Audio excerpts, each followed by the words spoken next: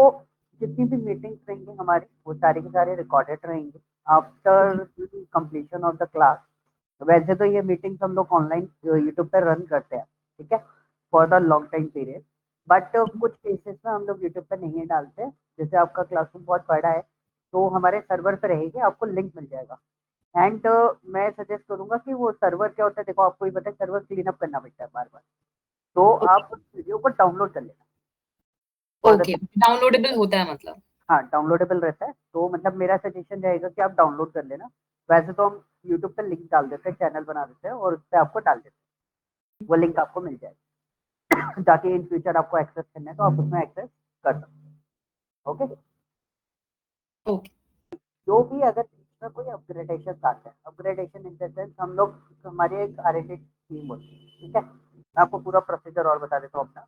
हमारी एक R&D team है, रिसर्च एंड डेवलपमेंट, सॉरी। तो एग्जैक्टली क्या होता है कि जैसे कुछ नया टॉपिक ऐड ऑन हुआ या कोई नया टॉपिक आया, कुछ अपग्रेडेशन आया, उस टॉपिक में माइनर चेंजेस भी आए हैं, तो आपको सेपरेटली अपडेट कर दिया जाएगा। जैसे द क्लासरूम, आप उसमें आके 15 या 20 मिनट, आधा घंटा, जितने भी देर देर का वो टॉपिक होगा, आप उसमें कवर अप करके उसको अपडेट कर सकते हैं, ठीक है। कभी एग्जैक्टली क्या उस सेशन में होता है जो कवर अप कर सकती हूँ? लाइक जैसे आपने टॉपिक सारे स्टडी कर लिए, ओके, मैं ओके, आपको टॉपिक लिस्ट कल जो हमारे सेशन होगा उसमें मैं आपको टॉपिक लिस्ट दे दूंगा पूरी, कि ठीक हम है, लोग ये चीजें कवर अप करने वाले हैं। ठीक काफी है। बार ऐसा होता है जैसे आपकी साइड से कोई रिक्वायरमेंट आया एंड वी थॉट, हमारी टीम उसको पूरे तरीके से देखती है कि एग्जैक्टली उसकी फ्रिक्वेंसी कितनी है, फ्रिक्वेंसी समझ रहे, मार्केट में उसके यूज केसेस कितने हैं। कुछ यूज केसेस, कुछ सिनेरियोस में ऐसा होता है कि जस्ट 2 या 3 बार यूज करा किसी पर्टिकुलर प्रोजेक्ट के अंदर, बाकी हम्म। सारे प्रोजेक्ट में उसका यूज केस नहीं आ रहा, तो हम लोग उसको इंक्लूड नहीं करते। बट थॉरली उसका यूज केस है और मार्केट में आजकल वो ट्रेंड में है, काफी कुछ चीजें यूटिलाइज कर रहे हैं उसको लेके लोग, तो so we will include that particular topic in the syllabus, okay। तो हम उसको इंक्लूड कर देते हैं। अब जैसे आपने 12 टॉपिक करे, 13 नंबर का टॉपिक हमने नया इंक्लूड करा, तो हम लोग उसका सेपरेट सेक्शन अरेंज कर देते हैं, ताकि जैसे आपने नहीं पढ़ पाया तो आप उसको कभी भी इन फ्यूचर कभी भी जो भी अपग्रेडेशन आते हैं वो सारे अपग्रेडेशन आपको मिलते रहेंगे। Okay. Okay, got it. Yes. आपका आपका कोई पोर्टल है क्या जहाँ आप सारे असाइनमेंट्स या वीडियोस अपलोड करते हैं? हमारा पोर्टल नहीं है, basically we are using Zoho CRM। Using, sorry, what? Zoho Zoho जो शब्द है ना, जोहो। दिस जो is CRM software. Zoho Zoho, okay, okay. तो हम लोग जोहो यूज करते हैं, हमारे उसी सर्वर पे सारी चीजें अवेलेबल रहती हैं। We are working on LMS part, जिसमें आपका जितना भी लर्निंग मैनेजमेंट सिस्टम जो रहता है ना हमारा, वो डेवलपमेंट पे है अभी। आपको वीडियोस उसमें आ जाएंगे। Okay, okay. अभी तो हमारा जितना भी चीजें चलती है वो सारी की सारी यूट्यूब पे चलती है, completely open source. Okay. Okay. जो बच्चों वो भी एक्सेस कर सकता हूँ। ये मतलब मेरा तो यही रहेगा कि क्लास के बाद जैसे ही आप लिंक भेजेंगे और अगर वो लिंक वीडियोस डाउनलोडेबल है तो मैं उसे सेव कर लूंगी, मतलब डाउनलोड करके हाँ, कंप्यूटर मतलब पे मैं रख आपको लूंगी, बेहतर है। हाँ, वही चीज मैं आपको सजेशन दे रहा हूँ कि अगर आपको डाउनलोड करना है आप सभी कभी डाउनलोड नेट कर लो। कनेक्टिविटी भी नहीं है तो I can look at the videos. Yes. और दूसरा हमारा पोर्शन ये रहता है कि हम लोग है ना यूट्यूब पे भी अपलोड कर देते हैं, तो इन फ्यूचर आपको जरूरत पड़ी यूट्यूब पे देखना है तो आपको लिंक दोनों पिक कर दिया जाएगा। जो आपका ग्रुप बनेगा ना, व्हाट्सएप ग्रुप, उसमें आपको चीजें रहेंगी। आपको यूट्यूब पे देखना है, आप यूट्यूब पे इन फ्यूचर कभी देखना चाहते हो तो आप उधर देख सकते हो, वरना आप डाउनलोड करके देख। ओके। ठीक है। दोनों चीजें मतलब फुल ऑन एक्सेस आपके पास रहेगा। ओके। ओके, तो मैंने अभी तो PPTs वगैरह तो कुछ नहीं बने, because this is new laptop for me, तो मैंने इसको थोड़ा सा चेंजेस किया है उसमें, ठीक है। और the best thing is what, कि मेरे पास इसमें SQL सर्वर वगैरह, मैंने सारी चीजें जो थी वो सारी हटा दी। ओके। तो आपको एंड टू एंड पूरा प्रोसेस मिल जाएगा, किस तरीके से हम इसको चलाएंगे और किस तरीके से हम प्रोसेस करेंगे। Okay. And one more thing is that, कि जैसे मैं कोई भी थियोरेटिकल पार्ट या कुछ भी चीज मैं आपको प्रोसेस कराऊंगा, तो I give you a some quiz, ठीक है। तो आप उस क्विज को प्रोसेस करके समझ सकते हो कि आपने जो चीज अंडरस्टैंडिंग ली है उसमें आपका परफॉर्मेंस कैसा है, ठीक ठीक है। है। मतलब आप उस क्विज को तब अटेम्प्ट करना, क्योंकि आप उसमें रिकॉल तो करोगे, वो सफल होता रहता है, और वो सारे क्विज मैं गूगल से बनाता हूँ पूरे के पूरे। Okay, okay. ठीक है। तो वो लाइव रहते हैं सारे के सारे। तो आप जब उसको क्लिक करके जैसे सबमिट करते हैं ना अपन MCQ, तो वो एमसीक्यू आपको सबमिट करने पड़ेंगे। ओके, तो एमसीक्यू जैसे आप सबमिट करोगे तो आपको लास्ट में स्कोर आ जाएगा कि यार आपने 10 क्वेश्चन दिए थे, 10 में से 12 क्वेश्चन, 10 में से आपने 8 क्वेश्चन अटेम्प्ट करे या 7 क्वेश्चन अटेम्प्ट करे, उसके बेसिस पे आपको आउटपुट मिल जाएगा। एंड यू कैन रिव्यू और ऑल्सो योर क्वेश्चन कि आपका एग्जैक्टली वो कैसा है, परफॉर्मेंस कैसा रहा है, कहाँ कहाँ आपको दिक्कत आई है किन किन टॉपिक में।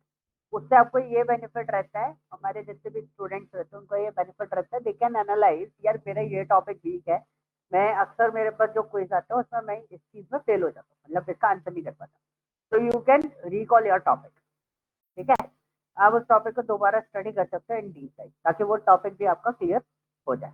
Clear, it's kind of test, like जैसे कंपनी में हमारे को सर्टिफिकेशन टेस्ट आते हैं ना, कि प्रोजेक्ट पे जाना है तो हमें सर्टिफिकेशन टेस्ट दे दिया जाता है, ये क्लियर करना कंपलसरी है, अगर आपने क्लियर नहीं करा है, नहीं स्कोर किया तो वो प्रोजेक्ट आपको असाइन नहीं होगा। तो this is a kind of thing, तो हमने भी वही प्रोसेस अपने उसमें भी इंक्लूड करके हम लोग रखते हैं। ओके, तो इस तरीके से मैं आपको डिटेल शीट भी आपको दूंगा और कुछ स्लाइड रहेंगी वो भी मैं आपको शेयर करूंगा, जिसमें आप इन सब चीजों को स्टडी कर सकते हैं शॉर्ट फॉर्म में। ओके, ठीक, यस, यस, कोई डाउट तो नहीं है? नहीं, कोई डाउट नहीं। ठीक है, अगर आपको कोई भी इश्यू या कोई भी प्रॉब्लम आती है, once we create a group, तो आप व्हाट्सएप पे कभी भी आप एक्सेस ले सकते हो। ठीक है, आप व्हाट्सएप पे क्वेश्चन शेयर कर दो, उससे होगा क्या कि हम डायरेक्टली आपको तो उसमें सपोर्ट दे देंगे। Okay, we have 3 to 4 students जिनको हम उन ग्रुप्स में डाल के रखते हैं, जैसे आपके कुछ क्वेश्चन या कोई भी क्वेरीज आपकी रेज होती है, तो वो लोग उस क्वेरी को बिफोर आपके डालने के बाद वो उसको आंसर कर देते हैं विद डिटेल कि आपने एग्जैक्टली कहाँ इशू क्रिएट किया। ओके, तो ये सपोर्ट आपको मिल जाएगा। Okay, clear? Yes, So let me start. First of all, we are just covering the theory. Then उसके बाद हम लोग पार्ट जो रहेगा वो हम मूव करेंगे जिसमें अपने मैनेजमेंट सिस्टम पे, जो हमारा SQL सर्वर का होता है। ठीक है, SSMS, और हम इंस्टॉलेशन सीखेंगे कि कैसे इंस्टॉलेशन है और कितनी चीजें हमारे को फ्री ऑफ कॉस्ट मिलती है। ओके, क्योंकि अभी तो हम लोग कोई लाइसेंस नहीं ले रहे, हम विदाउट लाइसेंस कितनी चीजों पर वर्कआउट कर सकते हैं, कितने डेटाबेसेस आप सीख सकते हो, वो सारी इंफॉर्मेशन मैं आपको शेयर करूंगा। Okay, after the class I also share this PDF for your reference, आप उन सब चीजों को मतलब डिस्कस कर सकते हो। अभी आप इंस्टॉलेशन बताएंगे क्या? क्या इंस्टॉलेशन बताएंगे क्या? इंस्टॉलेशन भी बताऊंगा, मैं अभी पहले डिस्कशन कर रहा हूँ what is database management system क्या होता है, आरडीबीएमएस क्या होता है, हम किस काम करने वाले हैं, एसक्यूएल क्या होता है, what is the difference between all of them, पहले कौन सा सिस्टम हम यूज करते थे, अभी हम कौन सा सिस्टम यूज करते हैं। ठीक, okay, okay, we are going to discuss each and everything, मतलब बैकग्राउंड से लेके करंट सिनेरियो तक हम लोग सारी चीजें कवर अप करेंगे, जिसमें आपको थॉरली पूरे तरीके से क्लियर हो जाएगा why we are learning about RDBMS. Okay, तो हम लोग एक डिस्कशन टाइप में इसको स्टडी करते हैं। ठीक है, तो हम लोग स्टार्ट करते हैं पहले डीबीएमएस से। DBMS is stand for what, database management system. Everyone knows about this, what is DBMS. DBMS is what, database management system. Okay, तो एक दो चीजें मैं आपके सामने बताना चाहता हूँ। पहले डीबीएमएस से पहले एक वर्ड सबसे पहले आता है डेटाबेस। तो what is database according to you? Database basically एक लाइक अ फाइल स्टोरेज हो गया, जिसके अंदर एक फोल्डर हो गया जिसके अंदर सारे सब फोल्डर्स रहेंगे, तो वो आपका एक डेटाबेस हो गया। और उसके हाँ, और उसके अंदर जितनी भी टेबल्स हो गई वो सॉर्ट ऑफ फाइल्स हो गई। Okay, these are files. Okay, तो यू से database is a storage area. Simply अगर हम बोल दें तो डेटाबेस को अगर मैं ये बोलूं, database is a container where we can store any kind of file, any kind of data, right? तो बेसिकली अगर मैं बात करूं, आपका वार्डरोब है वो भी तो एक डेटाबेस हो गया ना, बिल्कुल। क्योंकि आप मटेरियल स्टोर कर रहे हो। तो anything where we can store any kind of data, that is called what, database. So we can also say that container where we store the data, that is called an database. Okay. तो जो हमने detail language थी, that is on theoretical part, मतलब एक बोलते हैं ना technical language, उस फॉर्मेट में हम लोग वो आंसर कर सकते हैं।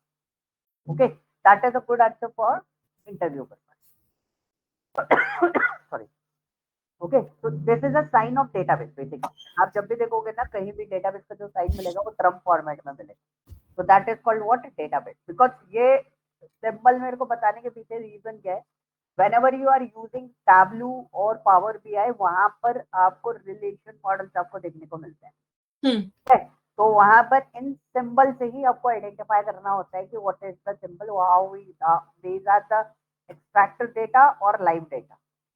ओके, तो ये दोनों डिफरेंसेस आपके सिंबल से ही क्लियर होते हैं। ओके, तो database is what, database is a container. ठीक, अब कंटेनर तो ये है। कंटेनर से पहले एक और चीज हमारे पास आती है, हमसे दो वर्ड पूछे गए, एक तो डेटा क्या होता है, दूसरा हमसे पूछा गया इंफॉर्मेशन क्या होता है। तो what is data and information आपके अकॉर्डिंग, जनरल लैंग्वेज में बताओ। डेटा तो normal, data is any form of information. Data मतलब वही हुआ कि सपोज एक टेबल है या कुछ भी, उसमें डेटा क्या है, तो किस तरह का डेटा है। मार्केटिंग है तो मार्केटिंग के अंदर मार्केटिंग रिलेटेड फील्ड्स होंगी, तो वो डेटा हो गया। उसी तरह अगर फाइनेंस डोमेन है, उसके अंदर जो फील्ड्स होगी, उसका डेटा जो भी, मतलब उसके अंदर डेटा ही हो, या उसके अंदर जो फील्ड्स प्रेजेंट होंगी वो डेटा हो जाएगा। इंफॉर्मेशन क्या होगा, इंफॉर्मेशन में भी मेटा डेटा होगा कि इंफॉर्मेशन एक्चुअली जो फील्ड है वो क्या बताता है, तो वो क्या इंफॉर्मेशन दे रहा है। Suppose I have a database and in this database we have an employee data, okay, so you mean say that metadata क्या होता है, डेटा का जो मतलब डेटा एज इन जो फाइनेंस के अंदर टेबल है उसके अंदर जो डेटा हो गया, बट वो डिपेक्ट क्या कर रहा है, वो उसका मेटा डेटा, मतलब किस तरह का डेटा है एक फील्ड के अंदर। Okay, employ kind of ID है वो हो मेटाडेटा गया, इज तो वो व्हाट, जो आपके फील्ड्स होते हैं ना ऊपर जो लिखे होते हैं कॉलम नेम, उनका एग्जैक्टली सोर्स मीनिंग क्या है, that is right called as metadata, right. तो right right it is a metadata, but data, तो दोनों चीजें आपका डेटाबेस ही तो हुआ, मेटाडेटा भी आप डेटाबेस में स्टोर करोगे, राइट, वो भी उसी में बनता है, उसको हम स्कीमा भी बोलते थे कई बार, डेटाबेस स्कीमा। ओके, तो डेटा, एग्जैक्टली क्या होता है, मतलब डेटाबेस का ही पार्ट होता है स्कीमा, बट स्कीमा होता क्या है। हाँ, मैं अभी आपको पूरा स्ट्रक्चर क्लियर देता हूँ। Data is what, raw fact. Okay, raw fact का मतलब क्या हुआ, सपोज मैंने यहाँ पे लिखा, क्या लिख दिया यहाँ पर, तान्या लिख दिया, आपको विजिबल है, या फॉन्ट साइज इंक्रीज करूँ, फॉन्ट विजिबल है। साइज विजिबल है ना, हाँ, कर देता अच्छा हूँ। आपकी आवाज ना थोड़ी ना मतलब वैसे तो ठीक है, बट थोड़ी सी मतलब एकदम क्लियर नहीं है, थोड़ा सा एको है या कुछ है, थोड़ा सा, ज्यादा नहीं बट थोड़ा सा। हाँ, हाँ। लेट मी चेक, अपना हेडफोन चेक करता हूँ।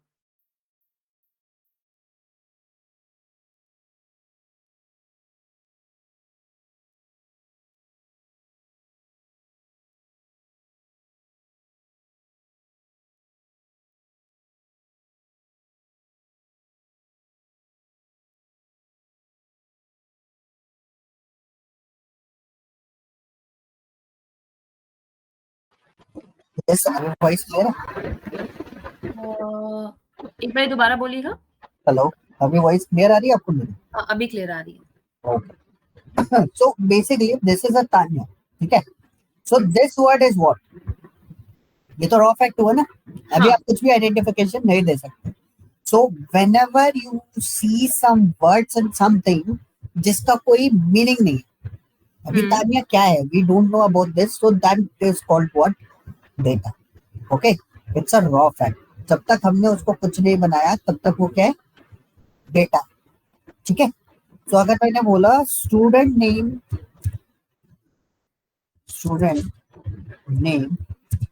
इज तान्या, ठीक है। Now this is called what, information, a meaningful data, it's called information. Is this clear, ये चीज क्लियर हुआ? हाँ हाँ मीनिंगफुल डेटा मतलब ऐसा डेटा जिसका कोई मतलब हो। अब जो एग्जांपल दे रहे थे that is called what, information. So whenever you are see the table, whenever you are see the Excel file जिसके अंदर कॉलम नेम है और उन कॉलम के नीचे डेटा डला हुआ है, so then it is called what, information. So आपको लिखा हुआ ना customer name is this, so customer के नेम दिए हुए हैं उसके नीचे, so that is complete detail is called what, information. Okay, so is this clear? Data is what? Data is it's a raw fact, or information is what? A meaningful data. That is called what? Information. This is the difference between data and information. Is this clear? Okay. अब Yes. Exactly हमने ये देखा कि एक हमारे पास database होता है, एक हमारे पास क्या होता है, डेटा एंड इंफॉर्मेशन के बारे में हमने कर लिया कि what is data and information. अब सेकंड पार्ट आता है, एक बहुत इंपॉर्टेंट क्वेश्चन है, मतलब मार्केट में है ना, जब सामने वाला इंटरव्यू दे रहा होता है तो मुझसे बोल दिया चल कुछ नहीं आता तो ये तो बता ही दे. So what is CRUD operation? CRUD या क्रूड भी बोलते हैं उसको. Okay, so this is what कि हम डेटाबेस में सिर्फ और सिर्फ 4 चीजें परफॉर्म कर सकते हैं. कौन कौन सी? या तो हम क्रिएट कर सकते हैं किसी चीज को, ठीक है, या हम रीड कर सकते हैं, ओके, या अपडेट करेंगे या फिर डिलीट करेंगे. इसके अलावा आप अपने सिस्टम की भी बात करो ना, आप रेगुलर बेसिस पे अपने फोन या सिस्टम कुछ भी यूज करते हो, इन 4 चीजों के अलावा कुछ और आप यूज भी नहीं करते, राइट? इनके अलावा कुछ भी. दैट इज एडिट का जो ऑप्शन होता है व्हाट्सएप में, that is called what? Edit is what? Word हो गया edit, but this is called an updation. Something is wrong, आप उसको क्या करते हो, आप अपडेट करते हो ना उस चीज को कि ये नहीं, ये लिखना था मुझे. That is called what? Updation. ठीक है.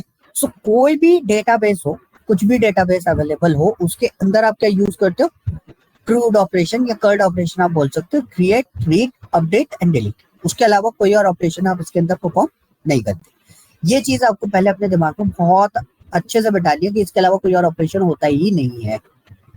ओके, ऑल्टर आता है वो अपडेट के अंदर ही आ जाता है. ऑल्टर अपडेट के अंदर नहीं आता. ऑल्टर बेसिकली क्या करता है, जो टेबल स्ट्रक्चर होता है ना उसी पे काम करता है. अपडेट हमेशा यूज किया, अपडेट वर्ड हमेशा यूज किया जाएगा जब डेटा में कुछ अपडेट कर रहे हो. इनपुट डेटा जो होता है, रिटर्न डेटा, उसमें जब आप कुछ इनपुट कर रहे होगे, कुछ अपडेशन कर रहे होगे, तो अपडेट यूज करेंगे. ऑल्टर वर्ड तब यूज किया जाता है जब कोई स्ट्रक्चर या जो कोई चीज बनी हुई हो उसमें आप कोई चेंजेस कर रहे हो, तो उसको हम ऑल्टर बोलते हैं. लेकिन ऑल्टर फिर क्रूड में क्यों नहीं इंक्लूड होता? क्योंकि हम ऑल्टर भी तो कर ही पा रहे हैं. हाँ, वो क्रिएट वाले पार्ट में आ जाता है ना.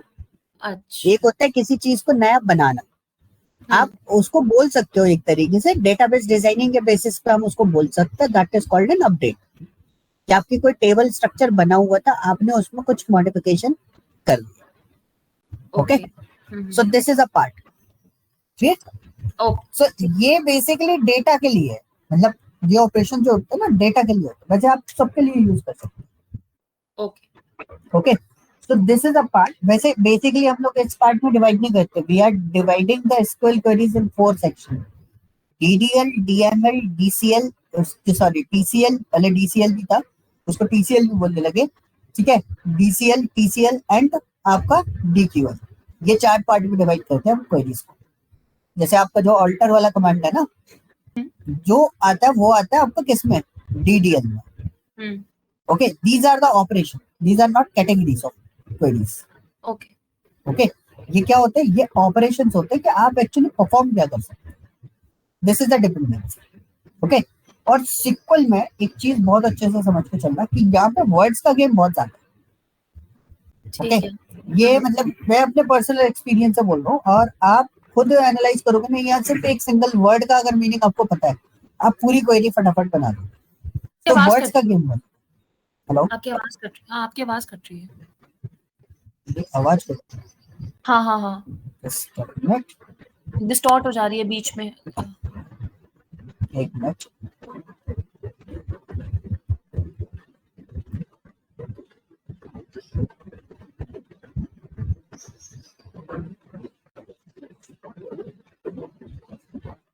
ओके, अभी क्लियर है. ये टेस्ट तब तक चलता रहेगा, वो चीजें अपन देखते रहेंगे. सो अभी आवाज क्लियर आ रही? हाँ, वैसे तो ठीक है, बट वही बीच में ना डिस्टॉर्ट हो जाती है, तो ऐसे करके कुछ कुछ आवाज आएगी, फिर गायब हो जाएगी, फिर आएगी. तो ठीक है, अभी बेटर है. ओके, जब ये प्रॉब्लम है तो हम को इन्फॉर्म कर देना. वैसे तो आई थिंक स्पीड का कोई इशू नहीं होगा. ठीक है. Okay, is this clear? हाँ, अब ये तो हो गया आपका डेटाबेस. ठीक है, जहां पर आप कोई डेटा स्टोर करके रखते हो. एक हो गया डेटा, हमने समझ लिया. इंफॉर्मेशन हमने समझ ली. ऑपरेशन मैंने अभी आपको बता दिया, बट मैं ऑपरेशन के बारे में और डिटेल में डिस्कस करूंगा. अब बेसिकली ये दोनों चीजें तो आ गई हमें समझ में है, बट हमारे को दूसरा एक पार्ट और बोला गया. So how can we store, how can we work with the database. ठीक है. ओके, अब डेटाबेस के साथ में काम कैसे करोगे? So we need some software, sort of software. Okay, हमें कोई ना कोई सॉफ्टवेयर चाहिए. तो हम इससे पहले, हाँ ठीक है, अब मैं सॉफ्टवेयर के बारे में बात करते हैं। वर्ड एक टर्म इंट्रोड्यूस हुई, डीबीएमएस। तो अक्सर डीबीएमएस को लोग डेटाबेस समझ लेते हैं। Yes, this is a database, but DBMS is what? Database management system. This is a software. ठीक है। ओके, ये डेटाबेस नहीं होता। डेटाबेस तो हो गया आपका कंटेनर। अब डीबीएमएस का डेफिनेशन का आता है, जब सब कोई आपसे पूछता है what is DBMS, DBMS is a software, okay, जिसके अंदर आप क्वेरी लिख के और आप डेटा को मैनेज कर सकते हैं। पॉइंट क्लियर होगा? ओके। ओके, मतलब एक सॉफ्टवेयर होगा, चाहे आपका वो MySQL हो, चाहे वो Oracle हो, चाहे DB2 हो, Postgres हो, या आपका SQL सर्वर हो, कुछ भी हो, एक सेक्टर। बहुत सारे डेटाबेस मैनेजमेंट सॉफ्टवेयर मार्केट के अंदर अवेलेबल है। लिस्ट ऑफ सॉफ्टवेयर आपको मिल जाएगी, ठीक है। So a DBMS is a system that allows, मतलब एक सॉफ्टवेयर है जो आपको किसी भी डेटा को क्रिएट करने में, मॉडिफाई करने में, और क्वेरी मतलब in the sense whenever you want to extract, और आपको कुछ चीज इंसर्ट करनी है, उन सब चीजों को लेके मैं बात करूँ। और दूसरा, डीबीएमएस आपको प्रोवाइड करता है क्या? Data integrity, security and efficiency of data access. Point समझ में आया? लाइक फॉर एग्जाम्पल, आपका वार्डरोब है, आप वार्डरोब को लेके चलना, ठीक है, आपका वार्डरोब है, आपने वार्डरोब क्रिएट करी, आपने मॉडिफाई करा, you can create your wardrobe and you can modify your wardrobe as per your section. होता है ना कि हम रेगुलर वेस्ट क्लोथ इधर रख रहे हैं, जो अक्सर मेरे को नहीं लेना है क्लोथ, वो मैं कहीं और रखूंगा, और जो ओकेजनली किसी पार्टीज के लिए यूज करता हूँ तो मैं उनको अलग रखूंगा, ठीक है। सो दिस इज अ पॉइंट कि आप उस डेटा को इस तरीके से मैनेज कर सकते हो ताकि आप उस डेटा को बहुत इजीली एक्सेस कर सको, उसे एफिशिएंटली प्रोसेस कर सको। सो this is called what? Database management system, ठीक है, उसको हम बोलते हैं database management system. Unlike traditional file system, what is a traditional file system? कभी ट्रेडिशनल फाइल सिस्टम सुना है, बड़ा सच मतलब ना यूज किया ना पता है। आपने यूज किया होगा एक्सेल, माइक्रोसॉफ्ट एक्सेल यूज किया ओ राइट, हाँ है ना? सो that is called a traditional file system. It's not like this in DBMS. It's a traditional file system. DBMS, sorry, DBMS में बेसिकली आपको क्या बेनिफिट मिलता है? आपको मिनिमाइज कर दिया जाएगा data redundancy, okay, prevent inconsistency and simplifies data management that features like concurrent access and backup mechanism.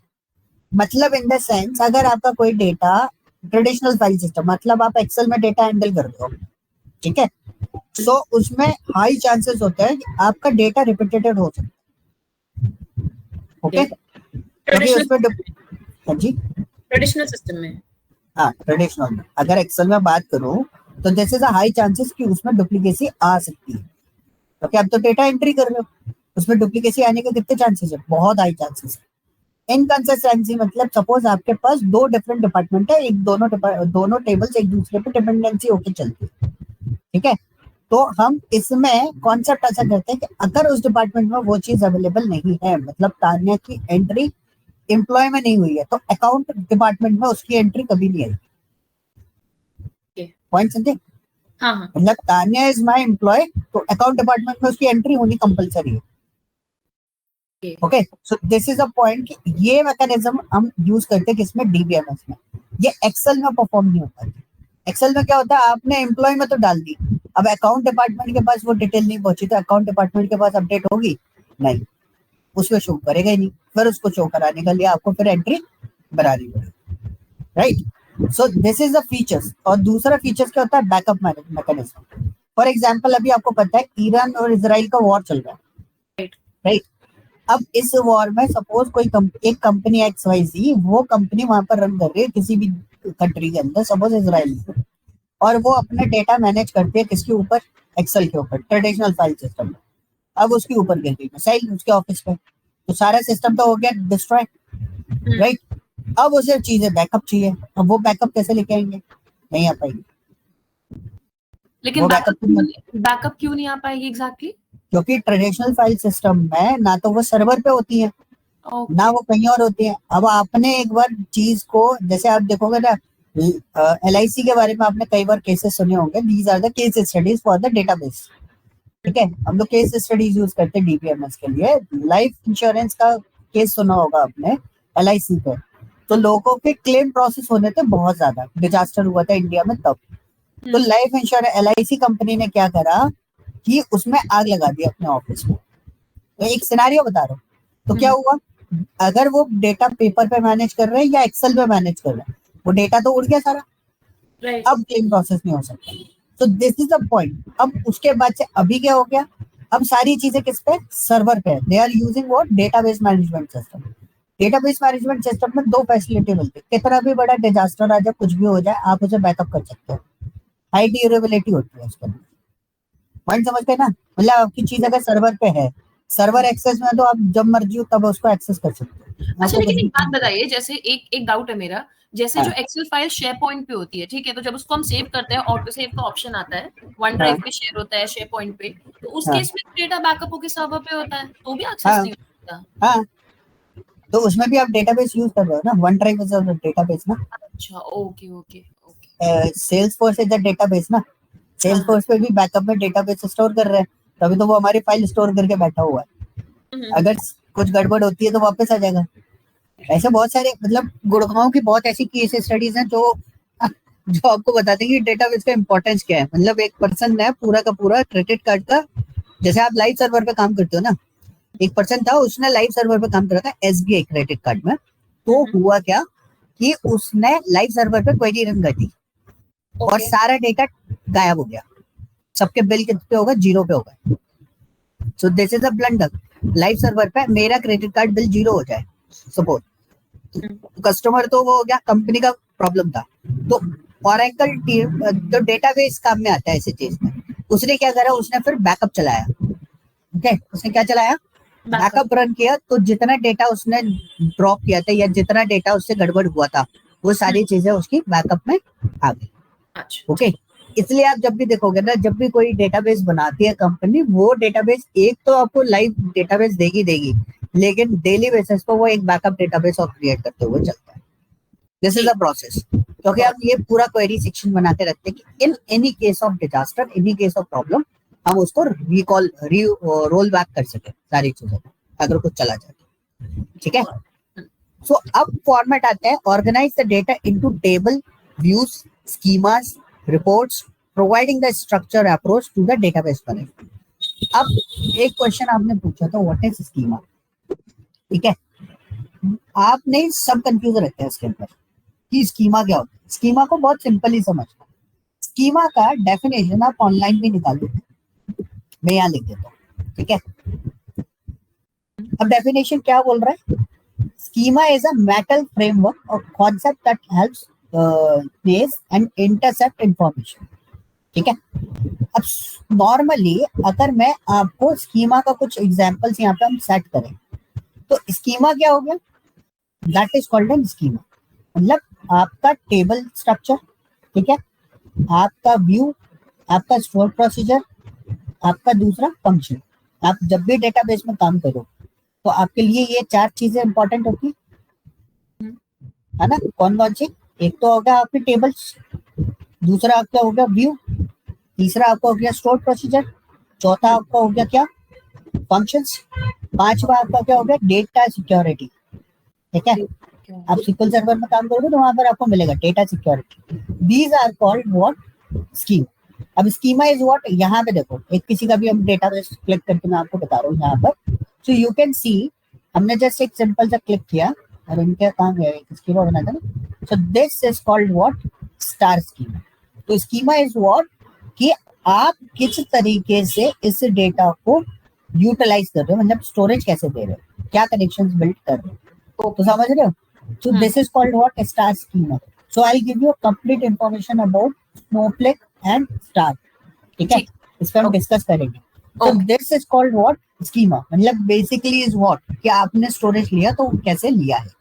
ठीक है, ओके, अगर जैसे बोलते हैं ना, अब मैं आपको चीजों को पढ़ा रहा हूँ, मैं आपको कैसे डिलीवर करूँ, मैंने आपको बीच में से नहीं उठाया। ठीक है ना, मैंने कोई पर्टिकुलर टॉपिक उठाया। We are learning each and everything in a sequential way, that is called our schema, कि भाई कैसे कैसे उसको प्रोसेस करना है। ठीक है, सो that is called what, schema. Schema का डेफिनेशन आप याद रख सकते हो, आप ऐसे भी रख सकते हो, आप representation of a plan of theory in the form of outline और मॉडल, ठीक है। डेटाबेस के बेसिस पे इट्स एन कॉन्सेप्ट जिसमें आप पूरा थ्योरी ये बताते हो कि कौन सी टेबल किससे कनेक्टेड है और कैसे वो प्रोसेस हो रही है। ओके, आगे हम और डिटेल में जाएंगे। स्ट्रक्चर होता है। हाँ जी, ये जो स्ट्रक्चर दिख रहा है ना, बेसिकली ये एनहांस्ड एंटिटी रिलेशनशिप डायग्राम है जो आप देख रहे हो ना, जिस पर मेरा कर्सर है, तो इसको बोलते हैं enhanced entity relationship diagram. Okay, मैं आपको ट्रेडिशनल डायग्राम भी दिखाऊंगा और मैं आपको ईआर डायग्राम, मतलब जो अभी हम लोग यूज करते हैं ना, वो ईआर डायग्राम भी बताऊंगा। That is called an schema for me. Okay, मतलब मेरे को समझ में आएगा उस स्कीमा को देख के एग्जैक्टली इस टेबल में उस टेबल को डिजाइन कैसे करना है। ओके, तो ये कंसेप्चुअल लेवल्स होते हैं, ये पहले से आपके डिजाइन कर दिए जाते हैं। Okay, so these are the parts, हम किस तरीके से उनको वर्कआउट करते हैं। Okay, clear? ओके, अब स्कीमा को कोई पूछता है, देखो एक वर्ड बहुत अच्छा दे दिया, that is called what? Blueprint. Blueprint क्या होता है? ब्लूप्रिंट, हाँ, मतलब ब्लूप्रिंट बेसिकली कुछ भी बनने के पहले एक उसका ब्लूप्रिंट बनता है कि ऐसे ऐसी चीजें बनेंगी। करेक्ट, जैसे घर बनाते तो हमारे पास एक मैप आता है ना, यूजुअली जो आर्किटेक्ट्स के पास दिखता है, उनके पास मैप या ब्लूप्रिंट सॉर्ट ऑफ होता है कि ऐसी चीजें, मतलब कितना साइज है, कितना क्या है, कौन सी चीज कहाँ पर आएगी, that is called what? Blueprint. Right. Okay, so schema is kind of blueprint. अगर आपको डेटाबेस डिजाइन करना है तो you need to understand the blueprint, how your blueprint is working. Okay, चीजें बहुत छोटी छोटी है बट इसका थ्योरी बहुत इंपॉर्टेंट। लोग बोलते हैं सिक्वल इज इम्पोर्टेंट, मैं बोलता हूँ सिक्वल सबसे आसान गेम होता है, सबसे इम्पोर्टेंट है डेटाबेस मैनेजमेंट सिस्टम। अगर आपको सीखना है तो अगर आपको इसके कॉन्सेप्ट बहुत अच्छे से क्लियर है, जैसे आपने पूछा ना स्कीमा क्या होता है, बहुत लोगों को स्कीमा नहीं पता होता लेकिन काम कर रहे होते हैं, राइट? ऐसे आपको बहुत सारे मिलेंगे और वो स्कीमा को कुछ और बोल रहे होंगे, बट आपको स्कीमा अगर आपको समझ में आता है ना, तो आपको क्वेरीज भी बनाने में आसानी रहती है। क्वेरीज बहुत इजी है, क्वेरीज में टफ गेम कुछ भी नहीं, बहुत आसानी से आपको समझ में आ जाएगा, बड़ी बड़ी क्वेरीज भी आप आसानी से प्रोसेस कर लो। बट अगर आपको थ्योरी नहीं आती तो एग्जैक्टली वो चीज वहां क्यों यूज करी, ये चीज यहाँ क्यों यूज करी, इसके बाद ये स्टेप क्यों आया, बिकॉज ये स्ट्रक्चरल है। जो क्वेरीज आती है सिक्वल की वो स्ट्रक्चर्ड होती है। Okay, so type of database management system, so we have total 3 type of database management system right now, ठीक है। हम जो स्टडी करेंगे वो स्टडी करेंगे क्या? RDBMS, relational database management system. Okay, अब रिलेशनल डेटाबेस मैनेजमेंट सिस्टम में डिपेंडेंसी, अब देखो 3 टाइप का डेटाबेस मैनेजमेंट सिस्टम क्यों बनाए, because there is some certain, बोलते ना, हर चीज का एक सर्टेन क्राइटेरिया होता है, लिमिटेशन होती है, किस लिमिटेशन पे जाके वो वर्कआउट कर सकता है, right? So this is a dependency. तो हमें आरडीबीएमएस क्यों यूज किया? RDBMS organize data into table, ठीक है, composed of row and column. It uses primary key and uniquely identify rows and foreign key to establish the relationship between tables. So जब आप database use कर रहे थे तो database क्या होगा? एक टेबल अपने आप में एक डेटाबेस होगा, दूसरी टेबल अपने आप में एक डेटाबेस होगी, तीसरी टेबल अपने आप में डेटाबेस होगी, करेक्ट? अब आपको कोई डेटा निकालना तो आप आसानी से निकाल पाओगे? नहीं। उसमें डेटा इंटीग्रिटी हो पाएगी? नहीं। उसमें रिडंडेंसी रिड्यूस कर सकते हो, बट है ना कंसिस्टेंसी बरकरार नहीं रख सकते। मतलब ऐसा नहीं हो सकता कि उधर वो डेटा इधर भी वो डेटा होना चाहिए, ऐसा कुछ नहीं कर सकते। इंटीग्रिटी मतलब एक नॉर्मल लैंग्वेज में क्या बोलेंगे, क्या होता है डेटा इंटीग्रिटी? डेटा इंटीग्रिटी, अब एग्जांपल रुको एक मिनट, मतलब बिल्कुल सिंपल लैंग्वेज में आप इसको इसलिए मैंने कि डेटा को करना। हाँ, मैं मतलब डेटा इंटीग्रिटी के लिए इसलिए मैंने वर्ड सर्च करा गूगल पे, क्योंकि मेरे को एकदम एग्जांपल, टेक्निकल एग्जांपल तो दिमाग में आ रहा है, बट आज जैसा आपको चाहिए ना वैसा वाला। हाँ देखो, accuracy, consistency and reliability. So what is the meaning of that? कि अगर मैंने फॉरेन की बना रखी है, मतलब 2 टेबल आपस में रिलेट कर रखी है, फॉर एग्जांपल आपने क्या सर्च किया था, उससे पहले स्कीमा सर्च किया था ना, तो देखो अब मैंने क्या कर रखा है, ये टेबल है मेरे पास, ठीक है। अब इस टेबल में क्या है, चलो कोई ना, ये डेटाबेस मैं आपको दे दूंगा, मेरे पास पड़ा है ये पूरा डेटाबेस, ठीक है, प्रैक्टिस के लिए, तो आप इसको बना के यूज कर लेना, इस पर क्वेश्चन भी है मेरे पास। ओके, सो बेसिकली आप देखो, अगर यहाँ पे कोई एम्प्लॉय आया है, ठीक है, यहाँ पे अगर आपकी एंट्री हुई है मतलब आपको डिपार्टमेंट भी असाइन होना चाहिए, अगर आपकी एंट्री हुई है तो आपको प्रोजेक्ट भी असाइन होना चाहिए। सो this is called what, data integrity. मतलब तान्या की एंट्री अगर यहाँ पर है तो वो डिपार्टमेंट भी होल्ड करती होगी 110%। राइट, समझ गए? सो this is called what, data consistency basically. तो डेटा इंटीग्रिटी में आप अगर बेसिकली देखोगे तो डेटा इंटीग्रिटी आपको बेसिकली क्या बोल रहा था, डेटा कंसिस्टेंसी मेंटेन होनी चाहिए और उसमें ये भी लिखा है कि data remains unaltered and uncorrupted during storage, processing, retrieval and transmission. Correct. मतलब अगर मैं जब फॉरेन की बनवाऊंगा, ठीक है, मैं आपको बोलूंगा कि यहाँ पे डेटा अपडेट कर दो, आप गलत जगह डेटा, अगर आप प्राइमरी लेवल पे डेटा अपडेट नहीं कर रहे हो तो वो जिसमें मॉडल कनेक्टेड होगा ना उसमें भी डेटा अपडेट नहीं करने देगा। वो बोलेगा पहले प्राइमरी डेटा अपडेट करके आओ। मतलब आप पहले अपनी उसकी एंट्री करो, तभी तो हम कंसिडर करेंगे कि ये इस चीज का पार्ट है। क्लियर हुआ? होता है ना, if I am working for TCS तो मेरा टीसीएस में एम्प्लॉय होना जरूरी है, तभी मैं टीसीएस की फैसिलिटी को एक्सेस कर सकता हूँ, अदरवाइज मैं उसको एक्सेस नहीं कर सकता। Is this clear? So that is called what, consistency, कि आपका कोई कॉन्ट्रडिक्शन नहीं होना चाहिए बीच में किसी भी तरीके से, ठीक है। और इंटीग्रिटी इज व्हाट, रिलायबिलिटी।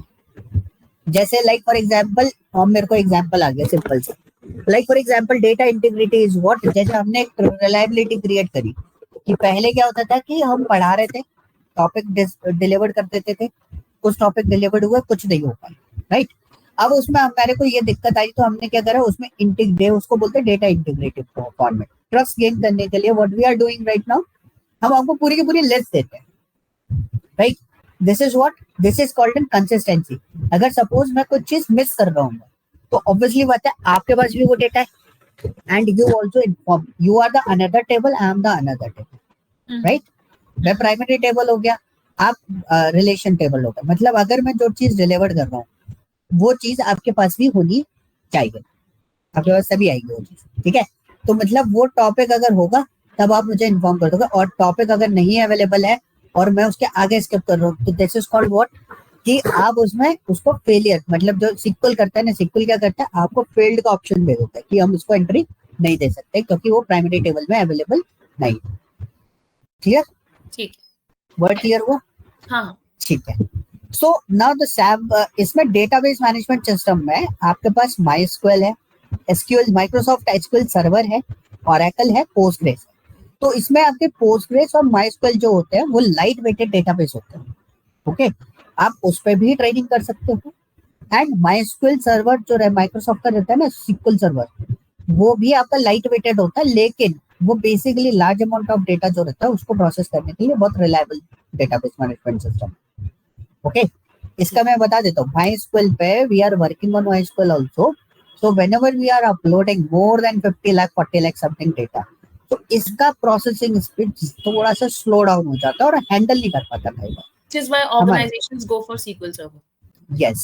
और दूसरा सबसे बड़ा बेनिफिट मैं बताता हूँ, बेसिकली क्या होता है कि मेरे ऑर्गेनाइजेशन को माइक्रोसॉफ्ट का लाइसेंस लेना है तो मेरे को SQL सर्वर तो मिलता ही है, right. इसीलिए हम लोग काम नहीं करते। मेन रीजन समझ में आया? ये कॉस्ट कटिंग कहाँ हो रही है, MySQL जाऊंगा तो मेरे को अलग से लेना पड़ेगा। सपोज मेरे पास Oracle की सर्विसेज है, Oracle जो है वो माइक्रोसॉफ्ट ऑर्गेनाइजेशन का है, तो मैं MySQL पे वर्कआउट करना स्टार्ट कर दूंगा। और जो स्मॉल स्केल कंपनीज रहती हैं, मुझे अगर अपना डेटाबेस मैनेज करना है तो मैं MySQL पे कर सकता हूँ क्योंकि मेरे पास इतना लार्ज अमाउंट ऑफ, इतना फ्रिक्वेंट डेटा नहीं आता जितना मेरे को एक बड़ी ऑर्गेनाइजेशन में आता है। तो आपको मोस्ट ऑफ द सबसे ज्यादा मार्केट में जो देखने को मिलता है वो कौन सा मिलता है, SQL सर्वर मिलता है, ओके। और जो कंपनीज रहती है ना, जैसे न्यू स्टार्टअप कंपनीज आई है, गोल्फ कोर्स पे आप जाओगे कभी तो आपको बहुत सारी कंपनीज मिल जाएंगी, दे आर यूजिंग पोस्टग्रेस और MySQL, ओके। तो ऐसे काम आपको मिल जाते हैं वहां पर, ठीक है। तो दोनों RDBMS है, कोई डिफरेंस नहीं है, आप एक जगह उस चीज को सीखते हो किसी भी टूल पे। RDMS बेसिकली वो सारे डेटाबेस मैनेजमेंट सिस्टम्स हुए जिनमें टेबल्स में रो और कॉलम प्रेजेंट होता है, मतलब रिलेशन रहता है रो और कॉलम में। नहीं, रो और कॉलम तो टेबल्स में रहता है, आप दो डिफरेंट टेबल्स के बीच में रिलेशन क्रिएट कर सकते हैं, प्राइमरी की और फॉरेन की यूज करके, हाँ, ठीक है। फॉरेन के यूज करके बेसिकली प्राइमरी की सिर्फ हम लोग RDBMS यूज करते हैं। हाँ, वो क्या होते हैं आपके आरडीबीएमएस हो जाते हैं सारे के सारे। हम लोग पहले डेटाबेस बनाते थे, डेटाबेस मैनेजमेंट सिस्टम पे काम करते थे। हम लोग जो काम करते हैं ये एक्चुअली 19 आई थिंक 70 में आया था, ईएफ कॉड ने इंट्रोड्यूस किया था इसको शायद, या 80 में आया था, I am not sure about this, but EF Codd ने इंट्रोड्यूस किया था क्योंकि ये प्रॉब्लम आती थी। आप देखो अलग अलग डेटाबेस होंगे तो प्रॉब्लम आएगी, है ना।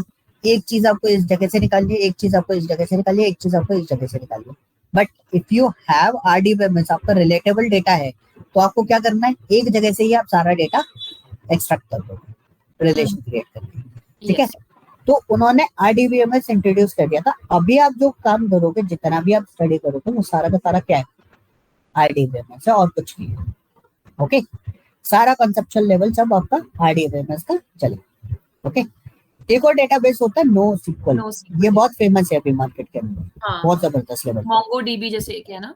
यस, तो MongoDB है, नार्गो है, बहुत सारे, नार्गो तो कंपनी है, वो बेसिकली NoSQL DB पे बहुत ज्यादा काम करती है। तो बेसिकली ये जो NoSQL डेटाबेस होता है, ये किसके होता है, फॉर एग्जाम्पल बहुत सारे डेटाबेस में बहुत लार्ज अमाउंट ऑफ डेटा आपका प्रोसेस हो रहा होता है, and they have unstructured and structured data, ठीक है।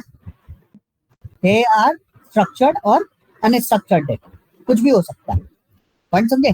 मतलब किसी ने कोई डिटेल दे दी या कुछ भी दे दी। मैं एक सर्वे का डेटा आपको दिखाया था लास्ट टाइम अपने सिस्टम में, आई थिंक। हाँ, याद है मुझे, है ना, तो that is called an unstructured data. मैंने तो सर्वे दे रखा था, अब बंदों ने क्या भरा, कैसे भरा, मेरे को तो नहीं पता। मैंने अगर किस तरीके से उस डेटा को अपलोडेशन दी है।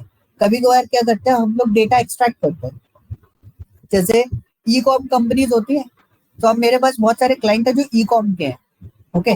मैं उनको सपोर्ट देता हूँ, तो वो लोग क्या करते हैं, उनके मैक्सिमम टास्क क्या होता है, they need a daily basis पे उनको डेटा एक्सट्रैक्ट करना होता है different different e com websites, क्योंकि दे आर द कॉम्पिटिटर्स। तो प्राइसेस वगैरह मैनेज करने के लिए we are extracting the data from e com websites, ठीक है।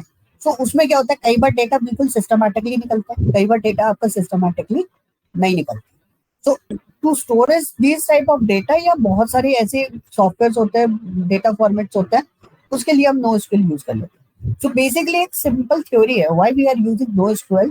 सो हम सिंपल से बोलते हैं कि भाई एक लार्ज अमाउंट ऑफ डेटा आपको स्टोर करना है, वो फॉर द NoSQL, अनस्ट्रक्चर्ड है आपका डेटा, तो ठीक है। तो हम इसको क्या बोल देते हैं, हम NoSQL पे चले जाए। Okay, next one is object oriented database management system, ठीक है। Object oriented database management system क्या करता है, अलाउ द ऑब्जेक्ट दो support complex data type relationships, making it ideal for application required advanced modeling with the real world simulation. So आप object से क्या समझते हो? नहीं, ऑब्जेक्ट्स नहीं, यू आर ऑब्जेक्ट, अभी तो ऑब्जेक्ट हो, ओके, है ना। अब मैं आपका रियल टाइम बेसिस पे बोलूं, what's your behaviour, we can't identify your behaviour, we can't identify your structure, ठीक है। हम खुद एक ऑब्जेक्ट है, हम कुछ भी बिहेवियर कभी भी चीजें चेंज कर सकते हैं। This is called what, real time data, okay. So object oriented DBMS system हम लोग ऐसी जगह पे यूज करते हैं जहां पर हमारा रियल टाइम सिमुलेशन सॉफ्टवेयर देखे आपने, सिमुलेशन सॉफ्टवेयर, हाँ, कौन सा देखा है? मैंने सिमुलेशन गेम्स देखी है, एक्चुअली खेली है। सिमुलेशन गेम देखे ना, हाँ, हम एक सॉफ्टवेयर यूज करते हैं, सिम्यूल 8 करके एक सॉफ्टवेयर होता है, ठीक है। सो बेसिकली ये हमारे इधर नहीं पढ़ाया जाता, but basically whenever you are doing MBA from foreign universities and other universities, तो आपको एक सॉफ्टवेयर मिलेगा सिम्युलेट। सिम्युलेट सॉफ्टवेयर क्या करते हैं, these are the object data. मतलब मेरे को अगर कोई जैसे बहुत सारी कंपनीज ये यूज करती है, बेसिकली सपोज मैं बॉश की बात करूं या मैकडी की बात करूं, मैकडी को एक बर्गर बनाना है, मैकडी को अपने बर्गर की कॉस्टिंग रिड्यूस, कॉस्ट मतलब टाइम ड्यूरेशन जो है ना, मेकिंग टाइम ड्यूरेशन, वो रिड्यूस करना है। तो वो रिड्यूस कैसे होगा? सो डायरेक्टली ये नहीं होता कि वो बैठ के, वो मैकडी में बैठ के बना के टेस्ट करके देख रहे हैं कितनी देर में बन रहा है, नहीं। हमारे पास सिम्युलेट होता है, ये एक सॉफ्टवेयर होता है, इसके ऊपर हम पूरा प्रोडक्शन लाइन डिजाइन कर देते हैं। हम इसकी प्रोडक्शन लाइन उस हिसाब से चलाएंगे, कितने बंदे चाहिए, कितने हेड काउंट चाहिए, हम चला के इस पर देख लेते हैं कि एग्जैक्टली हमें कितनी चीजों की रिक्वायरमेंट है और कितना चलने वाला है, ये चीज हम सब जगह पे पहले ही आइडेंटिफाई कर लेते हैं, देन उसके बाद हम उसको क्या करते हैं, इम्प्लीमेंट करते हैं उस जगह पे। ओके, क्लियर हुआ? तो ऐसे सॉफ्टवेयर हो गए, ऐसे जो डेटा फॉर्मेट्स हो गए ना, they are using what, object oriented database management system. ठीक है, तो ये सिनेरियोज आपको मिल जाते हैं। This is called real time formats. तो हमें ये object oriented database management system पे काम नहीं करना, भी हमें नो एसक्यूएल पे भी काम नहीं करना। हमारे सारा फोकस, सारा डिपेंडेंसी किस पे रहेगी, रिलेशनल डेटाबेस मैनेजमेंट सिस्टम पे रहेगी। इसके बाद में ये नो सीक्वल डीबीएमएस भी काफी डिमांड में है ना? बहुत, बट उसके लिए पहले एक्चुअली क्या होता है ना, काफी बार मेरे पास रिक्वायरमेंट आती है कि मुझे नो सीक्वल सिखा दो। ठीक है, मैं नो सीक्वल भी प्रोसेस करवाता हूँ, बट उसको अगर आरडीबीएमएस का कॉन्सेप्ट क्लियर नहीं है तो फिर दिक्कत आएगी, क्योंकि this is the base part. और नो सीक्वल डीबीएमएस के लिए भी सीक्वल आनी चाहिए? हाँ, ओके। क्योंकि एग्जैक्टली क्या होता है ना, इजी हो जाता है।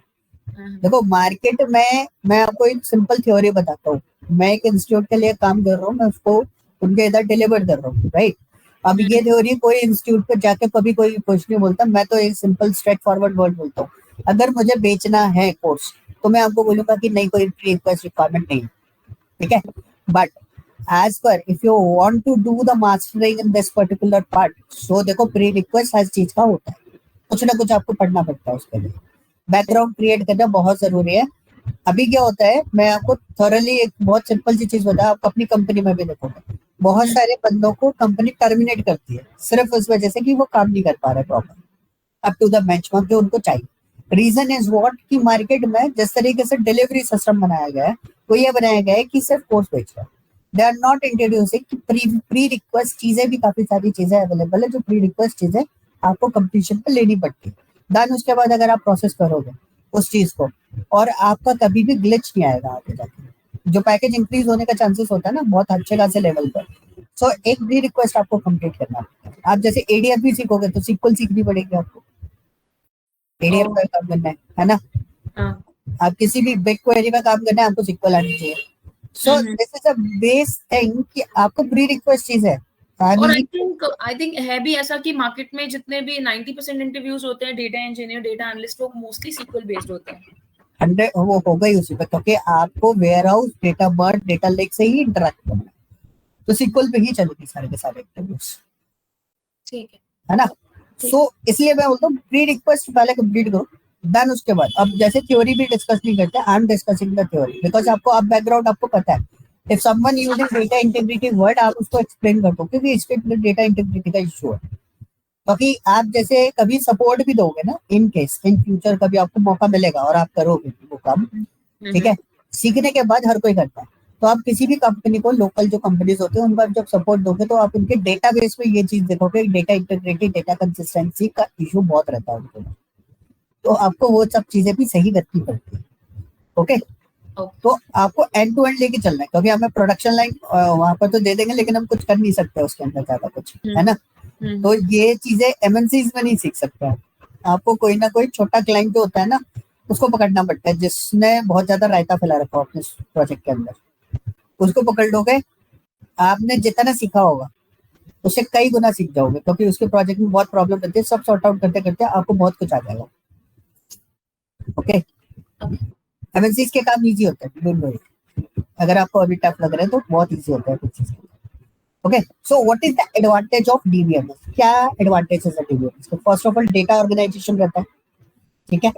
अगर डेटा ऑर्गेनाइज है, ऑब्वियसली बात है, आप कुछ भी डेटा कभी भी किसी भी टाइम पे कैसे भी क्विकली एक्सेस कर सकते हो। ओके, होता है ना, हमारा रूम है सपोज, तो रूम के अंदर हमने कोई सारी चीजें ऐसे इधर उधर पटक रखी है। अब आपको पेन ढूंढने के लिए बोला, आप ढूंढ लोगे, दैट इज श्योर, आप उस डेटा को ढूंढ लोगे, पेन को ढूंढ लोगे, लेकिन आपको टाइम ड्यूरेशन ज्यादा लगेगा। लेकिन आपने डेस्क पे पेन स्टैंड के अंदर वो पेन रख रखा है, तो आपको पेन ढूंढने में बहुत ज्यादा कम टाइम लगेगा। एक होता है ज्यादा टाइम, एक होता है कम टाइम, तो दोनों चीजें आपकी डिपेंडेंसी रहेगी। Okay, clear? हाँ। So this is called what? Data organization. So easy to retrieve and easy to store रहता है, कौन सी चीज कहाँ रखनी है, कहाँ से रिट्रीव करें। Second one is data integrity, ये अभी हम लोगों ने डिस्कस किया था। देखो ऊपर मैं अलग से खोल के बैठा था, यहाँ पे भी वही डेफिनेशन डाल रखी है हम लोग।